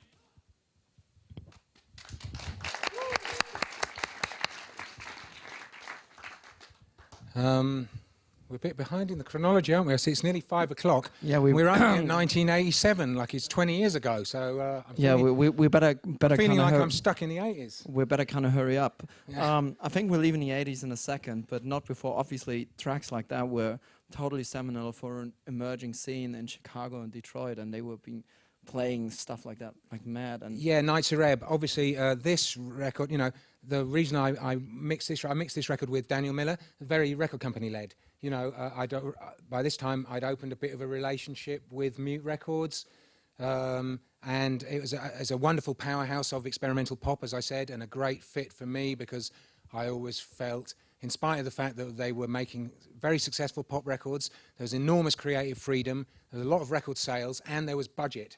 So, you know, it's really incredible privilege and pleasure to be a part of all this. This is one of the records that Daniel wanted to release, and he asked me to help him mix it, basically. And I think the band came over to Berlin as well, and I had a great time meeting them. It's just like a couple of days. Obviously, I think we just did one 12-inch, a couple of tracks or one track, and you know, very much led by the vision and the A&R strengths and personality that is Mr. Daniel Miller. how much of the actual club experience did go into the production and the mixing of records like this? I've never been a big clubber. Not from me, not much at all. But obviously from the band, I guess. And I like working with people. You know, I do some mixing now where I'm just kind of alone in a mix room, and that's okay. I'm not knocking it. I enjoy the work, and I've done some very satisfying productions, mixes like that for me and for the client. But obviously it's really good fun when you get a lot of people start making music because they like being in a room with a bunch of people making a noise, and I've always enjoyed that in studios as well. So in a record like that, obviously the band are there, and if it's not hard enough, or it's yeah, basically with them, you know, if it's too soft, you hear about it real quick. That's no good. The bass drum needs to be much harder. That's soft. Or whatever, you know. Was that the language that was being used? I don't know, but I imagine that there's a sense in which that is being also led by the vision of the artist who's there, you know. Although Daniel's, of course, got a clear vision too. I mean, the interesting thing now, looking back at it, is when you, I know an awful lot of people that got into that kind of music, actually coming from like heavy metal and stuff, and they were just getting bored with the way metal was going, and then just gravitated towards that because there was a certain aggressiveness, but at the same time, in a bizarre way, a funkiness to it as well. And only a lot later do you realize, when you see footage of dark, sweaty clubs with loads of big men and large bottles of poppers, that there's like a very non-heavy metal energy going on there. Yeah. Like, Yeah. and how conscious, do you think people were, when producing that, like, to how many different clienteles they were appealing in the end? My experience of those times, right, and bear in mind that I was like a studio animal, like I said, and I wasn't very focused on that world. My experience of it was that this was artists expressing themselves and then finding their audience. None of the work I did with Mute Records was aimed at a specific target audience. You know, this is not corporate pop. You know, this is not X Factor. This is not, you know, hey, if we get, a black girl, a white girl, and a Chinese girl and put them together with, you know, a heavy metal guitarist and a drummer from... We've got all bases covered, and a down south rapper. You know what I mean? It's not, obviously it's not like that. It doesn't feel like that. It wasn't made like that at the time. There was, of course, a real, you know, push and a wish. Depeche Mode and Erasure wanted to be successful electronic pop acts. Obviously, I'm not saying they weren't like sitting there making music. There was a real sense in which they were making music for the world. But I don't think, as far as I know, this wasn't... I guess as bands develop, they find out what their audience is. But a lot of bands, as they grow, they lose the audience, don't they? A lot of... I've had that in my work as an engineer and a producer, and a lot of you guys will have had it as musicians. You know, you start off, you make some music, and you've got 3 mates who like what you do. And then you make a new track, you know, and then maybe 56 mates like it, but then the 3 original mates think you've already sold out. So it's like, the 3 mates who were there at the beginning, they go, well, that early music by that was good back in the day, you know. And that happens all the way down, and that I've seen that happen with artists who have grown as well. Oh, and the art of being a hugely successful band. I don't know. I have no idea. But one of the arts it seems to have, like U2 or Coldplay, for instance, is to have enormous respect for I have a huge respect for the fans of the music that I've worked with, and because the fans are what keep it going. You know, the fans buy the music, and the fans support the acts, and without the fans, we're all back to the bedroom playing cassettes to each other. You know. And so that's. I want to say one other thing about that. Actually, I realised recently again. I thought I had a while ago. Every record I've ever made is someone's favourite record. You know, not just the successful records. Every piece of work you put out there will probably be someone's favourite piece ever, and therefore it's really worth. To me, I find that helpful because it gives me an enormous respect for the work. Even if it's not your favourite piece ever, it probably will be someone's favourite piece of music ever. It'll be a piece of music that accompanies them through a life-changing experience, a marriage, a death, a birth, a love affair, a broken love affair, something where it'll be really, really, really important to them. And that makes every piece of music, that makes it really important, because to someone it's the most important piece ever. I just thought I'd throw that in. I guess using Depeche Mode as an example here, you felt the other side of that as well, the incredible burden when you work with them. I mean, you worked with them on Construction Time Again, on Some Great Reward, on Black Celebration, and then a couple of years later on Ultra and Exciter. And obviously the band have gone through at least 5 different periods in the meantime, and you got like this mass of massively dedicated fanatics around the world that are just crushing these 4 people with the expectations. What did you learn from the process of trying to deal with that?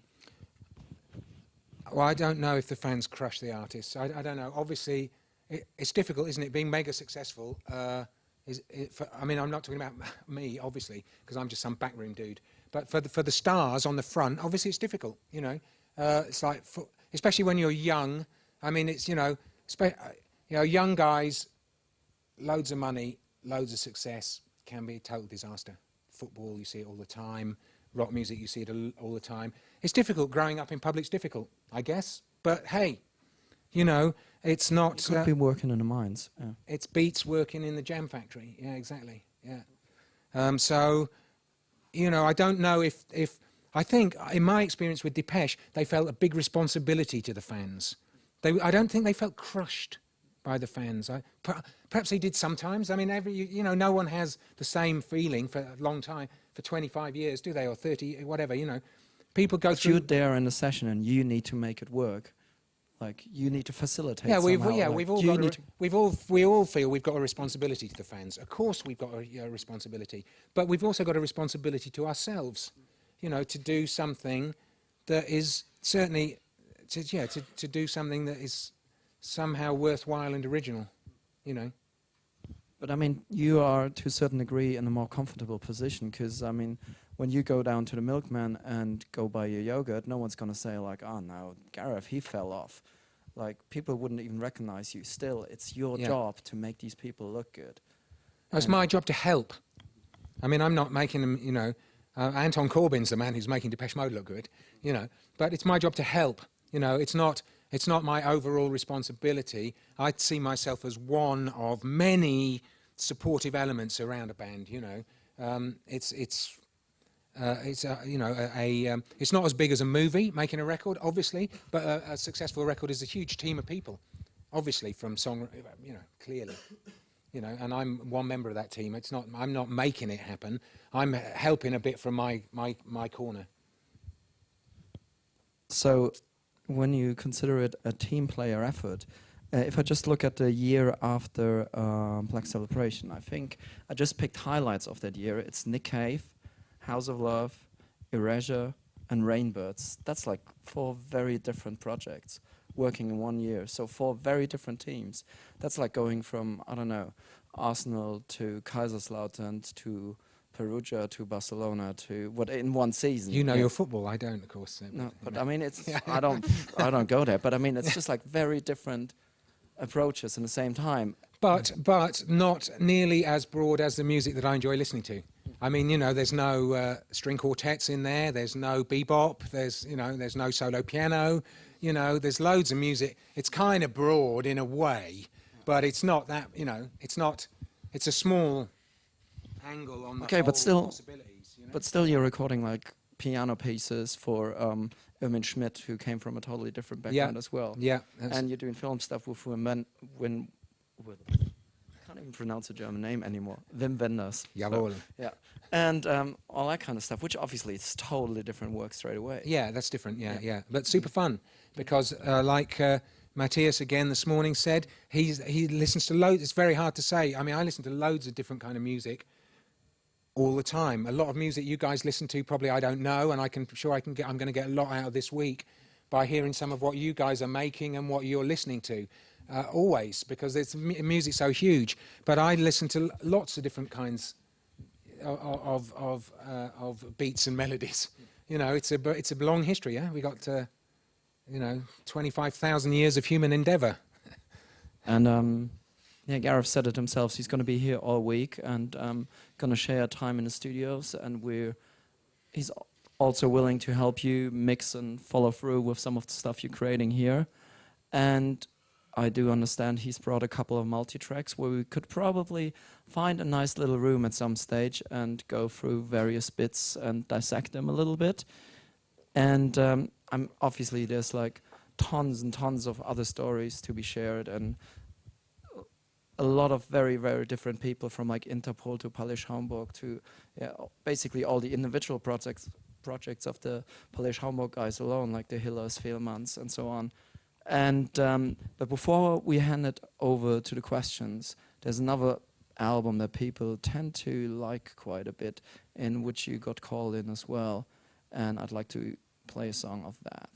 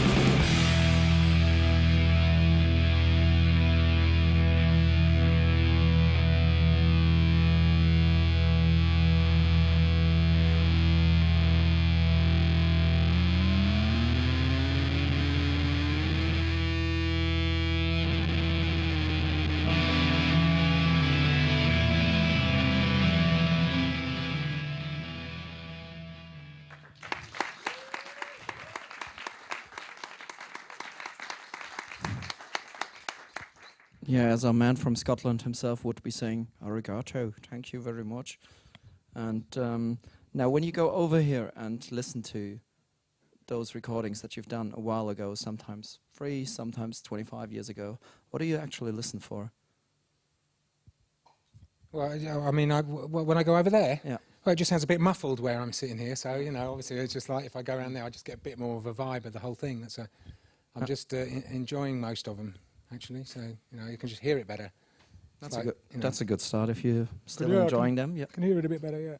That was a great pleasure, obviously working with Mogwai, and it just happened through a couple of contacts. I met a guy when I was working with Mark Bell from LFO when he produced Exciter. I met a friend of his called Sean, and Sean was working with Mogwai at the time. They were looking for someone to mix their record, and he thought I might be able to do a good job. So I said, yeah, sure, it'd be great, because I like Mogwai, I like the noise and the power. I find them really hard live. If anyone ever goes to see Mogwai live, just be prepared to be sick, because it's so loud, it's ridiculous. It's really, really ridiculous. You need like double strength earplugs or something. It's really loud. But anyway, they're great guys, and it was a wonderful experience for me. And also it was refreshing, because I don't get, you know, I love working with singers and vocalists, and I love the human voice, actually. And but obviously there's instrumentals, so that was amazing too, you know. I suppose there might be a question or two somewhere around here if we get a mic. I'm happy to answer questions. Obviously, I know it's been a long afternoon. The microphone, please. But I will answer questions as long as you guys don't get bored.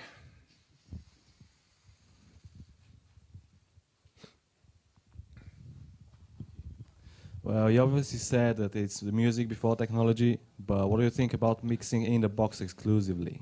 Well, I've done both. I think it's all about our ears, isn't it? It's all about musical sensibility, I guess. And people can do outstanding mixes in the box. And I have done some wonderful mixes in the box as well, and I enjoy it very much.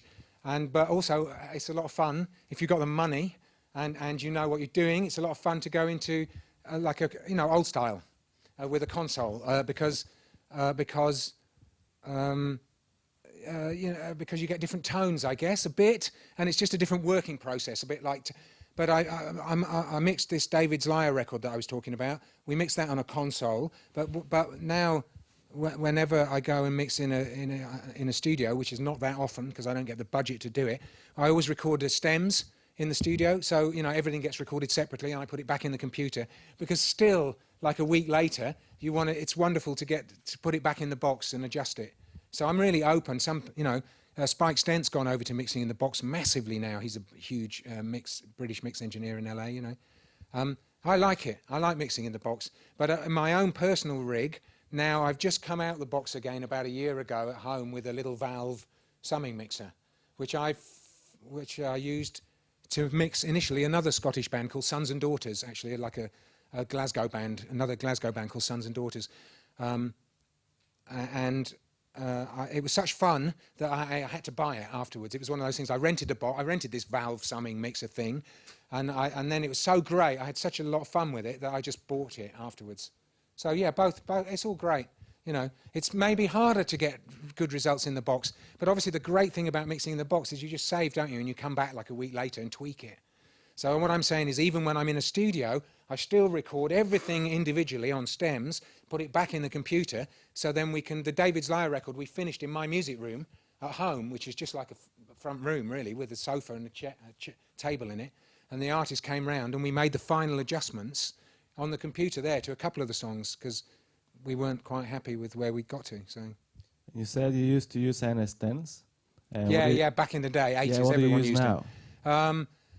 I use, for what it's worth, at home I've got some PMCs. I don't know, like a TB2 SAs or something they're called. They sound. I bought them when I was working in a different space. They don't sound that great in my music room at home. I use headphones a lot, and I use little Genelecs, but not that different from the little Genelecs that are in these. I use the big speakers to check the vibe, if you like, in the bottom end and the scale. But then I spend a lot of time mixing on small speakers. I got a little stereo radio thing that I use a lot, and headphones and these little Genelecs. because I don't know, if I just turn it up, I just get too excited. You know, it's easy. You just turn it up. Everything sounds great when you turn it up. You know, so I can't. Yeah. So I use a mixture of speakers. Yeah, you're welcome. Yeah. Oh yeah. What I was going to ask you was, with all the advances in modern technology, from anybody really able to record an album at home, engineer it themselves, etc., etc. Where do you see, with the way, obviously, you know, in the next 10 or 20 years, where do you see the longevity in a career of being an engineer or producer stands? Because obviously with record labels, you know, wanting to cut every cost under the sun, you know, if the act can produce their own record, it's a major plus, you know, and they don't want to rent out studio spaces like you've just said, you know, everything has to be a little bit more of a cut down. But where do you see, you know, the longevity in a career being I mean, I always figure producers always needed, but it was much of an engineering side as well, though, you know. Well, I mean, I know, you know, recording at home, right, is a bit like the monkeys with a typewriter, isn't it? You can, obviously, you know, if you give 10 billion monkeys 10 billion typewriters, in 10 billion years they'll write the works of Shakespeare, kind of thing. So just giving people access to technology doesn't really mean shit. I mean, I know the recording technology is cheap now, and that's great. And obviously there's loads of wonderful music being made by very talented it's all about the ideas, I think. But I understand what you're saying. Quite a lot of my business model now, if you know, a hippie ex-freak dropout can have a business model, is based on people sending me files, you know, which I then mix, and then I send them back 2-track mixes, because a lot of people are seeming to find they can get the core of their musical idea down really well at home, in a rehearsal studio, somewhere on their own. But maybe at the mix stage, they need a bit more help to have someone with a bit of experience finish the record. So I'm doing quite a lot like that. But only playing devil's advocate here. Please I mean, do. you get those jobs through your, you know, 30 years of reputation in the game. Yeah. And obviously your experience is much more valuable than a, you know, 28-year-old who's been doing engineering for 5 years. Yeah. Like, presumably, like, there's a few of us here that if, you know, if it's not production we want to go down, we might want to go down the engineering road and might want to do this kind of thing. Anyway, it's a crossover, isn't it? But a mate of mine called James, who was like an assistant engineer of mine, I suppose, and then did some engineering for me. He's done, though, pretty much the same thing. He does a lot of mixing. Him in the spare bedroom in his flat. I've not actually been there to his new flat, and basically all it is a computer and some little speaker. He put a bit of acoustic treatment in the room. He kind of grabbed my business model, if you like, and he's doing pretty good. You know, I think he's just very passionate about doing. If you're passionate about doing it, you've got no choice. You've got to just do it anyway, and that's what he's doing. He's finding he started a little label as well himself. With a couple of mates, but he's not just mixing for his own label. You know, he's doing work for other people because he's focused on developing that skill set. You know, which not everyone. You know, is a bit. Obviously, there are some genius electronic music, musicians, artists, producers who do everything. They write, they record all their own shit, they mix it. That is the piece of work. But there are a lot of people as well who do the writing and the recording and the performance side, and maybe they just don't dedicate that much time to the mixing. So James has found a niche there as well, and he's a much younger guy, you know. So there you go. Who knows? The industry is not broken, but it's very different from. We had a great idea. We, the industry, had a great idea in the 80s, right? We thought, I know what we'll do. We'll sell the master tape to the public, which we never used to do. We used to sell like vinyl, which was like a copy of the mythical master tape. But then someone had this great idea that we might as well sell the public the master tape. And then the internet came along, and then everyone got a PC, so everyone could clone the master tape really easily, you know. And the industry made quite a lot of money from selling the master tape to us, the public, in the 80s. But now we're paying the price for that. Because you know, people don't bother to buy the originals so much. In the way that they did when I was young and enjoying music. We'd copy vinyl on cassettes, give it to a mate and say, check this record out. And if the mate liked it, they'd go and buy the original vinyl because the cassette sounded so shit compared to the vinyl. Obviously, you'd go and buy the vinyl. But now no one does that. You just download a WAV. I mean, you know, hey, you know. I like vinyl anyway. I mean, you know, my choice is to listen to vinyl at home, even most modern records, if I like it. I check it on Spotify. If I like it, I buy the vinyl because I just enjoy it. I've got a nice record player. But, you know. Cheers, thank you. Sorry, I'll take more questions. I don't want to get... I'm anxious to satisfy everyone. Are you ever... some of the earlier tracks you played obviously feature quite heavy panning, and I'm quite sad that panning isn't used quite so much anymore in such a brave way, like putting one thing all the way to one side and then making it wish over to the other. And it's not really used that much anymore. What are your opinions on that? Do you still like to use a lot of panning? Yeah, if I can get away, if I can get away with it, of course, because it just seems it makes it a bit more cinemascope, doesn't it? Yeah. And you really notice it like this. You know, it's really nice when you're in like almost like a really good technical position, aren't you? Almost, you know, you lot here. So it's really great way to listen to music, you know. And I try to do that at home, but in my living room, the speakers aren't that far apart because my wife won't allow it, you know. Well, it's a bit like, it seriously impacted my listening space when I got married and moved in with my wife because everything changed. Instead of dedicating the whole room to the sound system, it wasn't like that anymore. But still, it just seems obvious. It's like using everything from black to white in a photograph, you know. Why not use the whole range? Yeah. And it is wonderful when we're able to listen to like music with the speakers spread out a bit and just the right distance back. Yeah. I think panning's really important. Yeah. In fact, in this month's Sound on Sound, someone's talking, or somewhere, you know, one of these mix rescue kind of things, someone's talking about, apparently a lot of people who are not very good at mixing don't spend enough time on panning, because it's really easy if you just got the little speakers either side of your computer screen, you almost don't bother, because it's not so dramatic. It's like basically everything's in the middle. If the speakers are only like this far apart, basically everything's in the middle. But that's one of the wonderful things about if you're able to go into a big studio. I mean, this is obviously an incredible sounding sound system, but if you've got the opportunity to be in a, you know, the speakers are a long way apart, and suddenly you've got this huge, like, screen, you know. Anyway, so yeah, panning. Let's pan. Thanks. I'm not choosing. I'm just.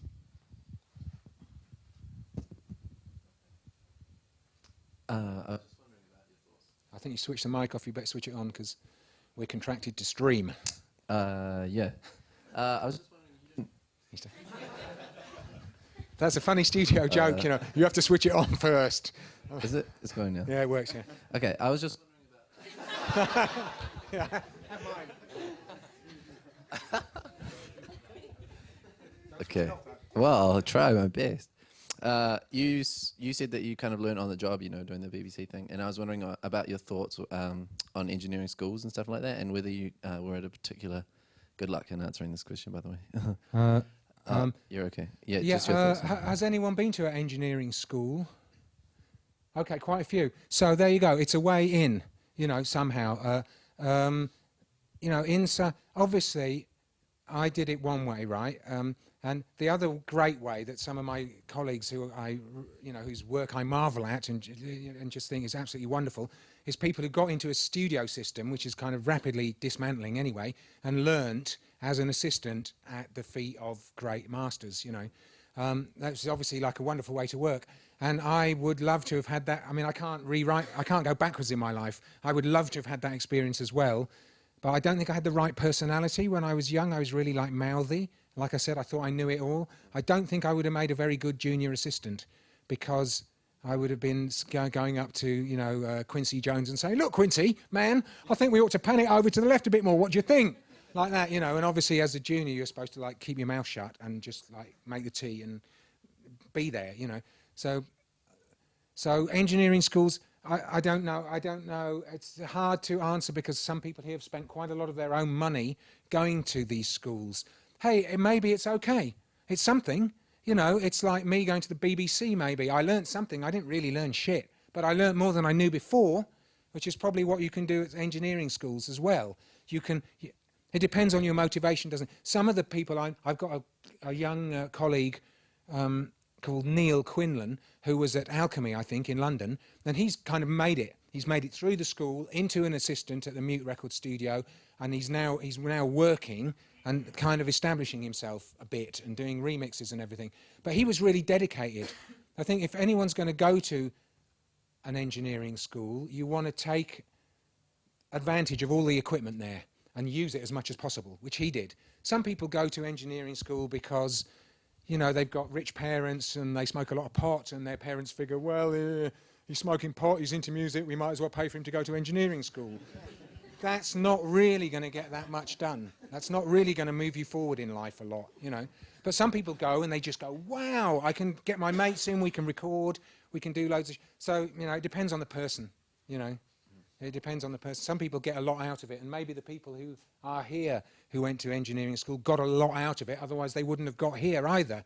But there's, you know, loads of people don't. Waste of money, short answer. Just quickly, do you feel like you missed out on anything by, any important information that you could have learned more quickly by going through a formal institution like that?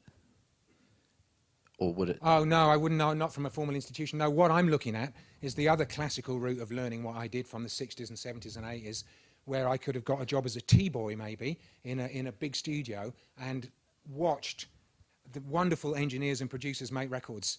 That would have been amazing. That would have been an amazing route. I missed out on that. Yeah, sure. I don't think I missed out on anything by not going to engineering. No. Okay, thanks. Hi. If you have to start working in a new control room to mix a record, do you have a selection of like 2-3 records that you always play to check the system? I should have. I think that's kind of... I'm not... That's the professional way to do it. And it is... and, you know, I know some people who do. One reason I don't do that is because quite often, if I go to mix in a new space, I've got the band there straight away anyway. And I don't like to play general music when I'm on a session with a bunch of musicians, because we're making their record, and I don't want to come in and play, you know, this Kraftwerk record, that Michael Jackson record, you know, blah blah blah, whatever the references might be, this Pink Floyd track. It's disrespectful to me. And you know, obviously, if I've got, you know, if there's enough budget where I can go into the studio the day before and we're setting up, and I might, you know, blah blah blah, you know, that would be a good thing to do. And big speakers take me ages to learn anyway. I found out quite quickly that seemed to take me ages to learn how big speakers sounded. So now I just tend to go. I get into a new space and we start making music as quick as possible. That's what I really like to do in studios. I spent a lot of time not making music in studios, like chatting, arguing, you know, witnessing bands argue. I think that's a great thing to do as well, by the way, when you're making music, is not to... especially with a bunch of people, if there's different ideas, I think it's really good just to do the different ideas really quick, rather than when you're kind of a bit younger, especially guys are a bit testosteroned up sometimes, so it becomes like, yeah, it's my idea, you know. Whereas actually it's really quick to just do both ideas really quick, and most musical people then just listen back. You do like this, like that, and like that. And in an hour, you've sketched out all these 3 different possibilities. And then usually everyone agrees which is the best way forwards. I don't know why I'm talking about that in connection with you. I'm talking about getting shit done in studios. And that's fun. And now I try to work like that. Whereas in the past, when I didn't have this experience, then I would spend a bit of time sitting around watching people argue or trying to judge or help people get through their arguments. Whereas to me now, if I get together with musical people, I just want to make music. And that's because that's really fun, you know. Okay, thanks. Just to switch the question, do you have, just in a sonic way, a favorite sounding record or not? No, I like so many different records. So you know. I'm just a bit curious. Have you worked with Throbbing Gristle or Coil at all? No, I never did. I missed that scene. Somehow. But maybe, a slightly different question. Obviously, you work with a lot of quite colourful characters. Do you find that challenging, or do you just kind of enjoy? I like colourful. Being a bit mental. Yeah, I like colourful characters. Obviously, yeah. One of my problems is more that I've been a bit mental myself, so I've had to like rein in my own. I've had to say, look, hang on a minute. It's enough that the artist is mental. I need to chill out. That's quite important to me, you know. And I managed to do that, you know. And I certainly, in a long time ago, you know, I went through huge emotional roller coasters with the artists because they're going through this huge drama or not, and then I'm going through the huge drama or not, and I've found out that was not good for me, you know. But having said that, obviously, and you know, a lot of divas and a lot of artists are like larger than life personalities. They have to be. So, and I enjoy that, you know, and you know, it's great. Would you mind passing the mic to that gentleman behind you? Thanks. First of all, thanks a lot. And I was just wondering, obviously you've come across a lot of equipment over the last few decades. Is there a single piece of equipment that you can think of that revolutionized your way of working? They've been there from the beginning. Well, yeah, I know, but I didn't know how to use them. It's like learning to listen has been my big thing. But you know, obviously, yeah, I mean, we love, you know, you fall in love with old equipment again, you rediscover it through, no, it's not really, I can't go there because it's not about equipment, it's about ideas. All of us are capable of doing wonderful work if we can follow our heart and flow with it and do the right thing. I don't like this equipment shit, and no offense to you at all. I understand the question because obviously I'm a geek as well. I got lots of equipment myself, and I've tuned my equipment and I've sold everything and started again. That was interesting actually. Before lunch someone was talking about Matthias lost loads of stuff and used it as a, similarly I sold a lot of stuff and went totally digital and reinvented how I work, and that was really creative and fun for me. But it's not about equipment, I don't think, you know.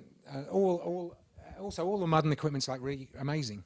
Anyway, even the cheap modern equipment basically is so amazing compared to the cheap old equipment that there's no, you know, the computer was a pretty big one. That's what I would say if I had to choose the one thing that happened, you know. When we could put audio in computers, that changed everything, you know. So that's pretty good.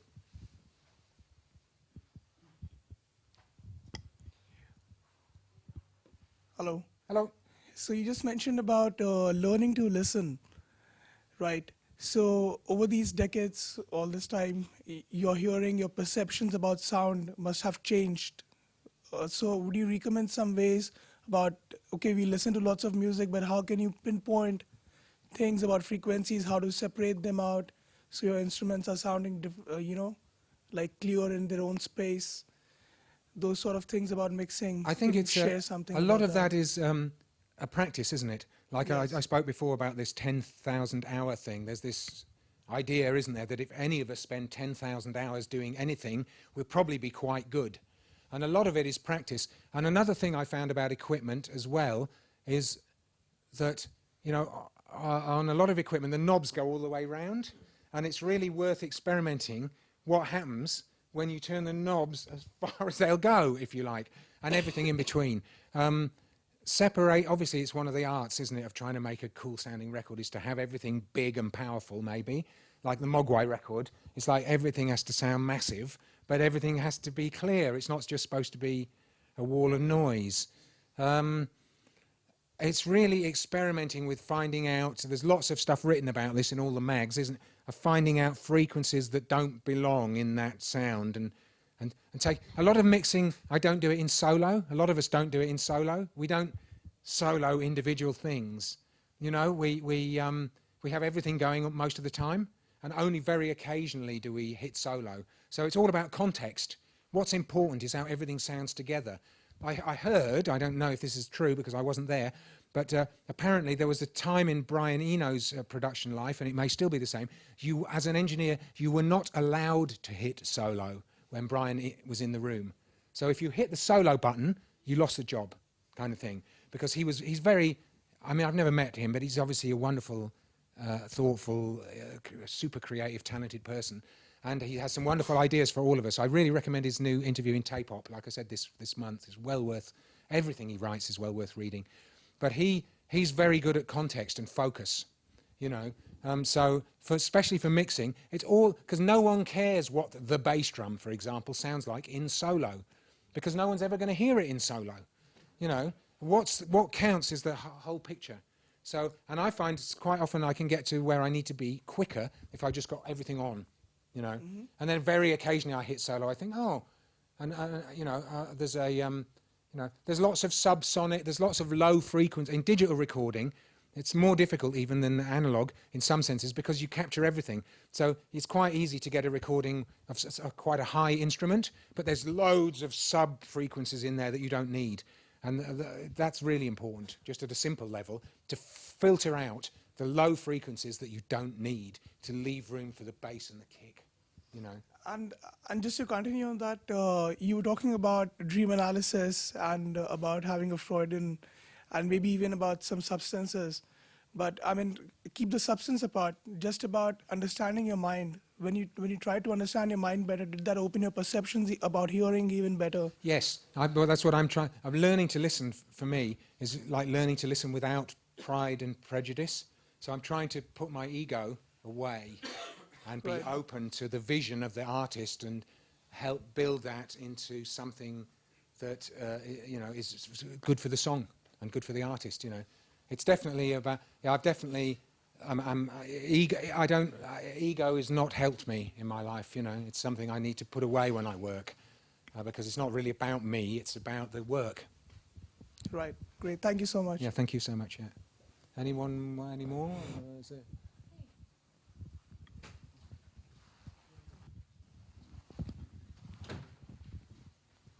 Hello.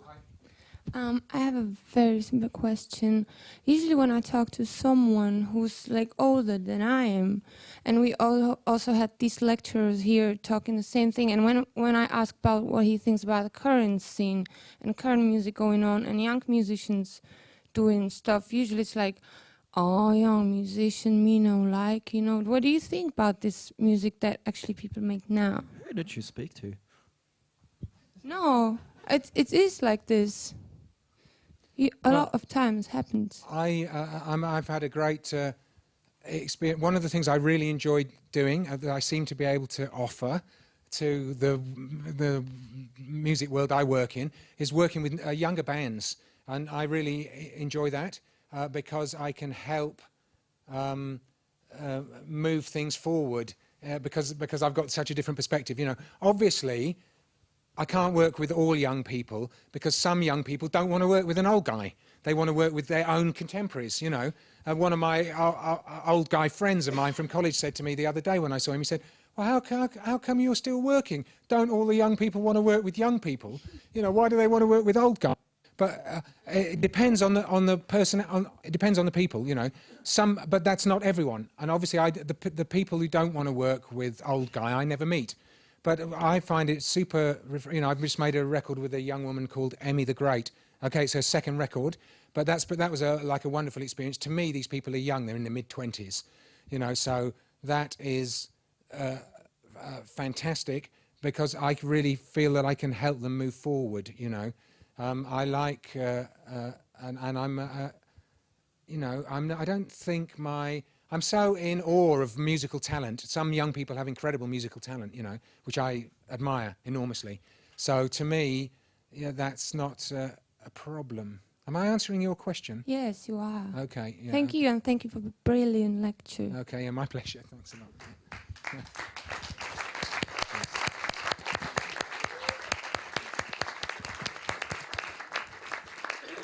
Well, you already said it there. Well, we thank you. And I'd still like to close out with some music. And I figured with the whole ego thing and